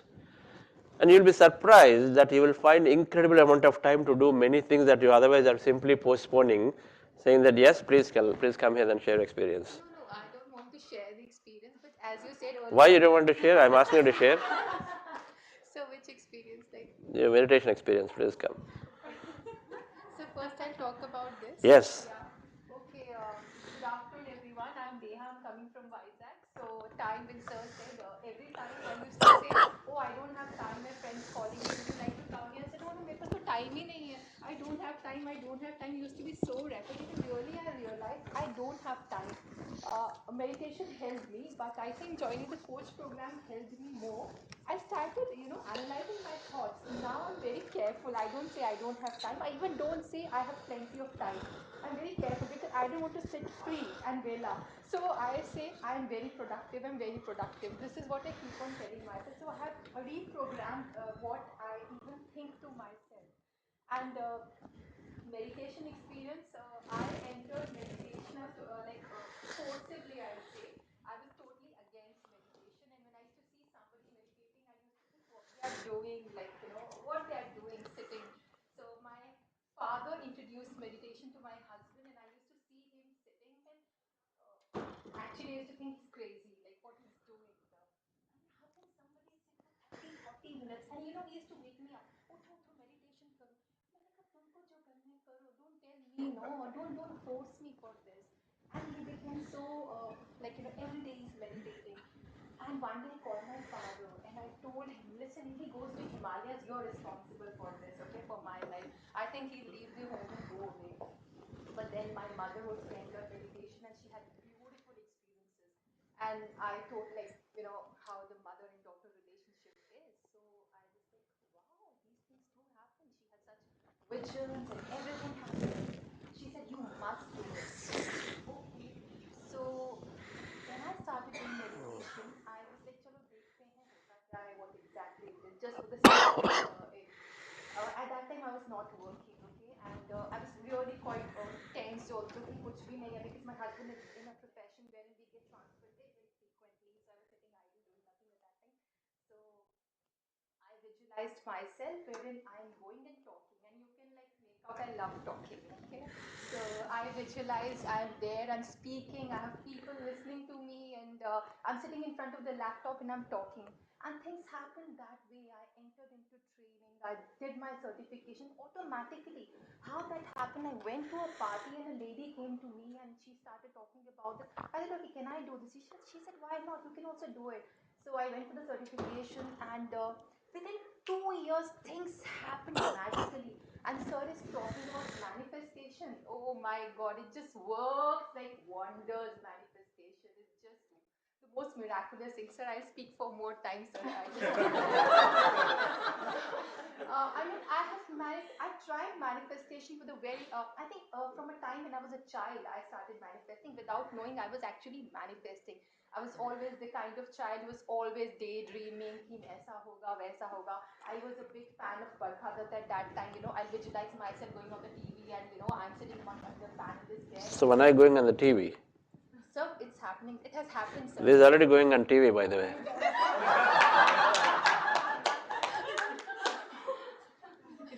Okay, so this has also happened.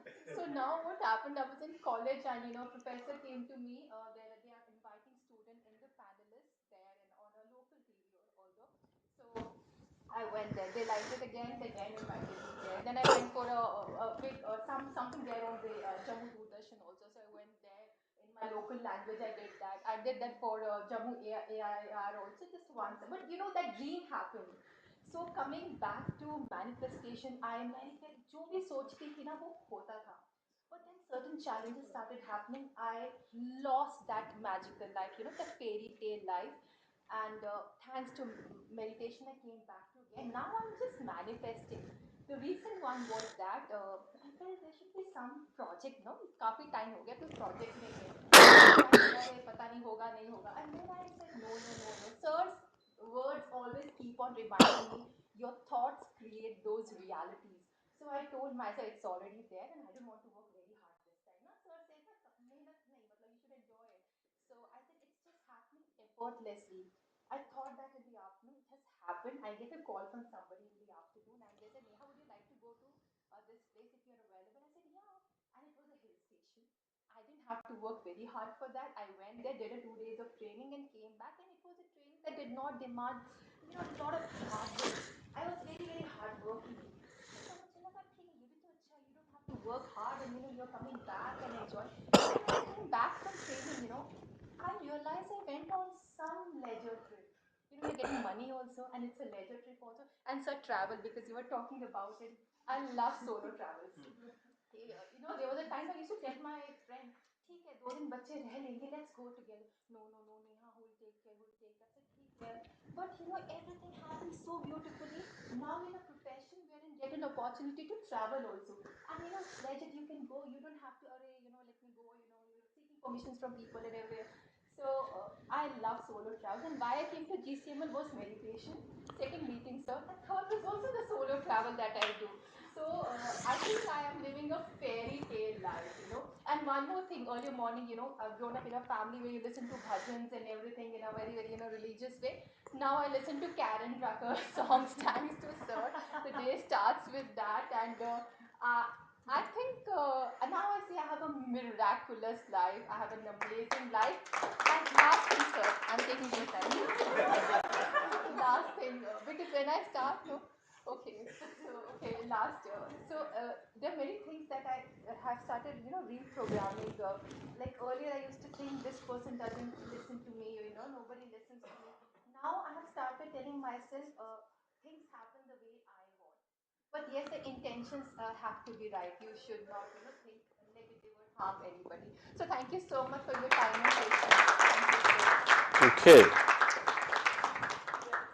So enough about limiting beliefs. So this subject of overcoming limiting beliefs has to be done by a few things you have written here.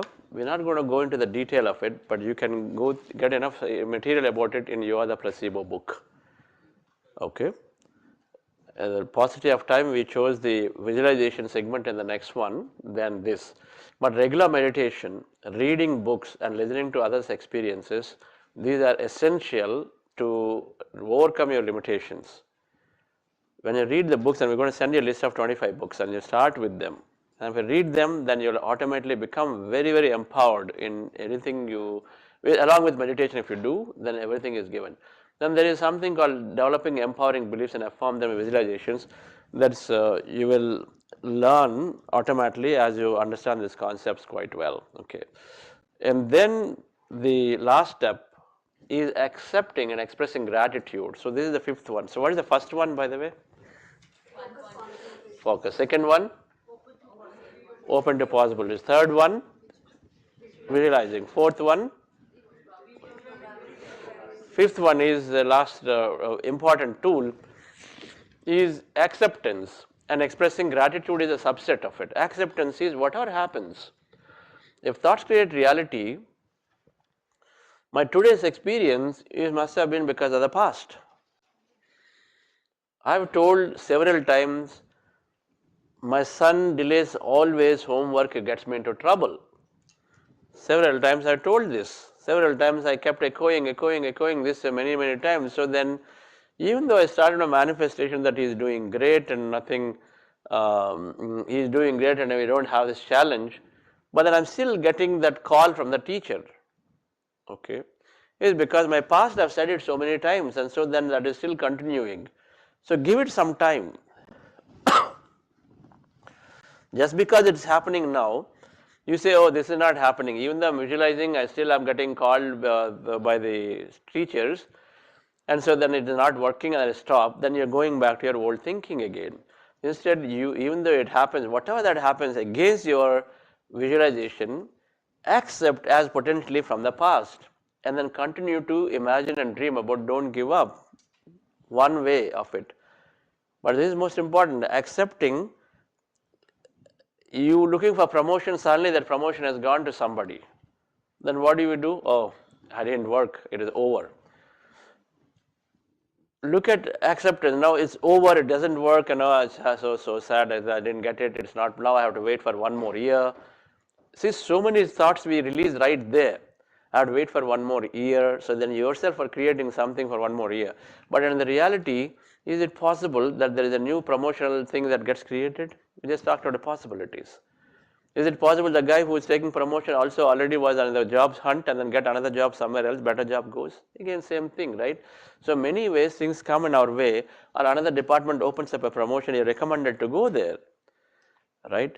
So rather than giving up just because that thing is over there, we continue our manifestation, because manifestation has nothing to do with your current circumstance. Manifestation has nothing to do with your current circumstance. It has everything to do with that possibility that is there, which you're attracting. That's all it is. We are trying to limit ourselves, saying, okay, this is not possible, or this is over, so impossible now, then business can do it and all that, right? For example, I apply for an IAS officer seat. Now I wrote exams and then I didn't get a seat. Does it mean that you should abandon? You continue. Those who continued definitely was excelled. Those who had a positive mind continued a second attempt or third attempt, they got it, they got through.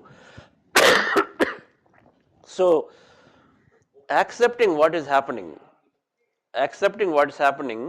is essential to be and say, okay, if I'm not getting an IAS officer seat this time, maybe there's a good reason. Maybe I'm personally getting developed a lot more. If I get a seat next year, that's probably is the best for me, and so then I will wait to continue to imagine and dream about my IAS officer seat, and so then I accordingly can go there. So this is important. A lot of times we have this time as a barrier. In manifestation, time is not ours. Space is not ours. Space, and say, when I want a 5-bedroom house, is it okay? It has to be only in Bangalore or Delhi, or can it happen somewhere else? How do you care? You care for an experience of having a great house and a lot of people coming and partying, is that what it is? But do you really fixate it upon just right there? If you need to have that, of course you can keep that. But then understand why it should be. In your company, promotion is required. Do you require and care for it to be in Bangalore only? Why? We have this artificial limit on space and time. It has to be coming in the next 6 months. Why 6 months? What happens if it happens in 12 months? Can it happen in 1 month? Is there a problem? Right? So time in the quantum field of in the quantum field of infinite possibilities, where everything is happening simultaneously, there is no time and space. Everything gets collapsed into nothingness. And so then for manifestation, no time. Time is not in our hand. We continue to imagine and dream. We dreamt of Prime Minister of India coming to our conference. Some people dreamt, it didn't happen. Doesn't mean that we gave up our dream. The next best thing happened for us. We say this, okay, whatever best has happened, because it prepared us to see what it means to have a dignitary, a top 3 dignitaries of India come and join. Because if we had gotten Prime Minister, we probably would have lost many opportunities that otherwise we were not ready to take at this point. We are not ready, we can clearly see. Because what is readiness? If Prime Minister of India comes, and then there could definitely be a call about what can we do. We ourselves are not clear what can we do. What is that we want? We ourselves are not clear about our ask. Other than saying that, okay, meditation should become a policy, okay, fine, everybody says, okay, I'm ready to do. But what is that? Tell me a little more specifically. We don't have enough clarity to say what is that specific thing. So we need to be prepared, and so then sometimes manifestation won't happen the way you expect to happen. It is always happening for the best time possible. Okay, a student not getting admission on this year into a college does not mean that no, he is not good. It only means that he is not ready yet. Maybe when he goes into the next year, when we administer there, maybe he'll have a right environment that time. The right professors understanding his psyche will support him a lot more better than an environment he goes this year and can have all kinds of troubles. You and I don't know, but an air traffic controller knows which flight to go, when to land, And so that's what happens, the meditation is helping you to connect and then surrender. So there is something else that is there. So the acceptance is, if I didn't get my seat this year, I didn't get admission, no problem, I continue to work. But then people give up because we have this time notion in mind, oh no, my year goes waste, I don't want to do it. What happens if 1 year goes waste? Is that a big problem? Is that a big problem? If 1 year I did not go, is that a big problem? We have a wrong notion. We said, no, you can't be, because this is going to put pressure, and then suddenly, you'll be behind your friends. So what? My friends are different level. In my college, there is a guy, there are few people who are like close to, there are four GPA is the cutoff. 4 is the cutoff out of 10, BITS Pilani. And so there's some people who are getting like, 4.1, 4.2, is so low, practically just at the border. Some are at 9.1s and 10s, and 9 to 10, all that is like really good. So there is so much of psyche, gets impacted because somebody is not studying well. Everybody is pouncing on them, right? You don't study well, you don't do this, you don't do that. But tell you, what happened now today when I look back and then say in the last 30 years of after the thing, they are also at a very, very successful positions as much as I am. That person who was at 4.13 GPA, almost failed state, is a very successful doctor in Virginia. Very, very successful doctor. He probably earned a lot more money than me. All right. If money is a measure of success, all right, then whatever that is. So it doesn't really matter. We have this wrong notion of time in our mind and then fixate to time and say if things don't happen, we say it's not happening, and then we give up. Students, when they don't get admission, then they immediately switch to number 2, number 3. Rightfully so. You already have 3 choices. You don't have 1 choice. I'm okay to get anywhere. So then you're settling to the second and the third. That means in the first place, you're not passionate about going to that college. If you are passionate about going to that college, often I want to be in this college because of I have so many experiences I need to have. That college provides me that experience. It gives me a lot of research. It has some great professor. I'm going to sit with the professor. For that, the student has to do the homework of say, why do I want that college? Not because it's top 5 college, I also wanted to go to the top 5. It may not be the best for him. They study the research, the facilities, the professors, and then what experience they're seeking by going to a top college. Maybe if I do that college, then I get into a consulting assignment at Deloitte, and so then that's why I want to be in the college. Visualize. Then if you know it, then you can visualize about you getting a consulting assignment at Deloitte because you're going to the college, then you are moved into that college admission, right? Without clarity, I simply want, okay, some top 5 because everybody is telling me that's good.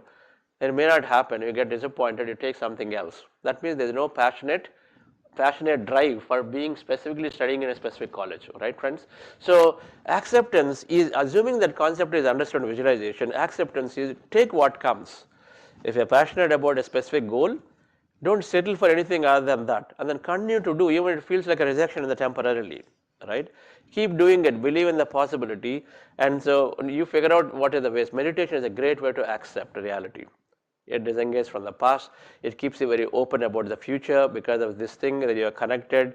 You start seeing miracles every now and then. Now, for example, Nehaji's life is turned. She cannot go back and say, okay, things don't happen, right? Because you have experienced sufficiently that you feel like, yes, this is possible, right, friends? So gratitude is a great way to come out of this, failures or things that are not necessarily happening. But gratitude is also a very important way to go into a very joyful mode. They have figured and they said, when you are in a happy mode, our body is emitting a high amount of energy, electromagnetic energy. Our body goes into a coherent state with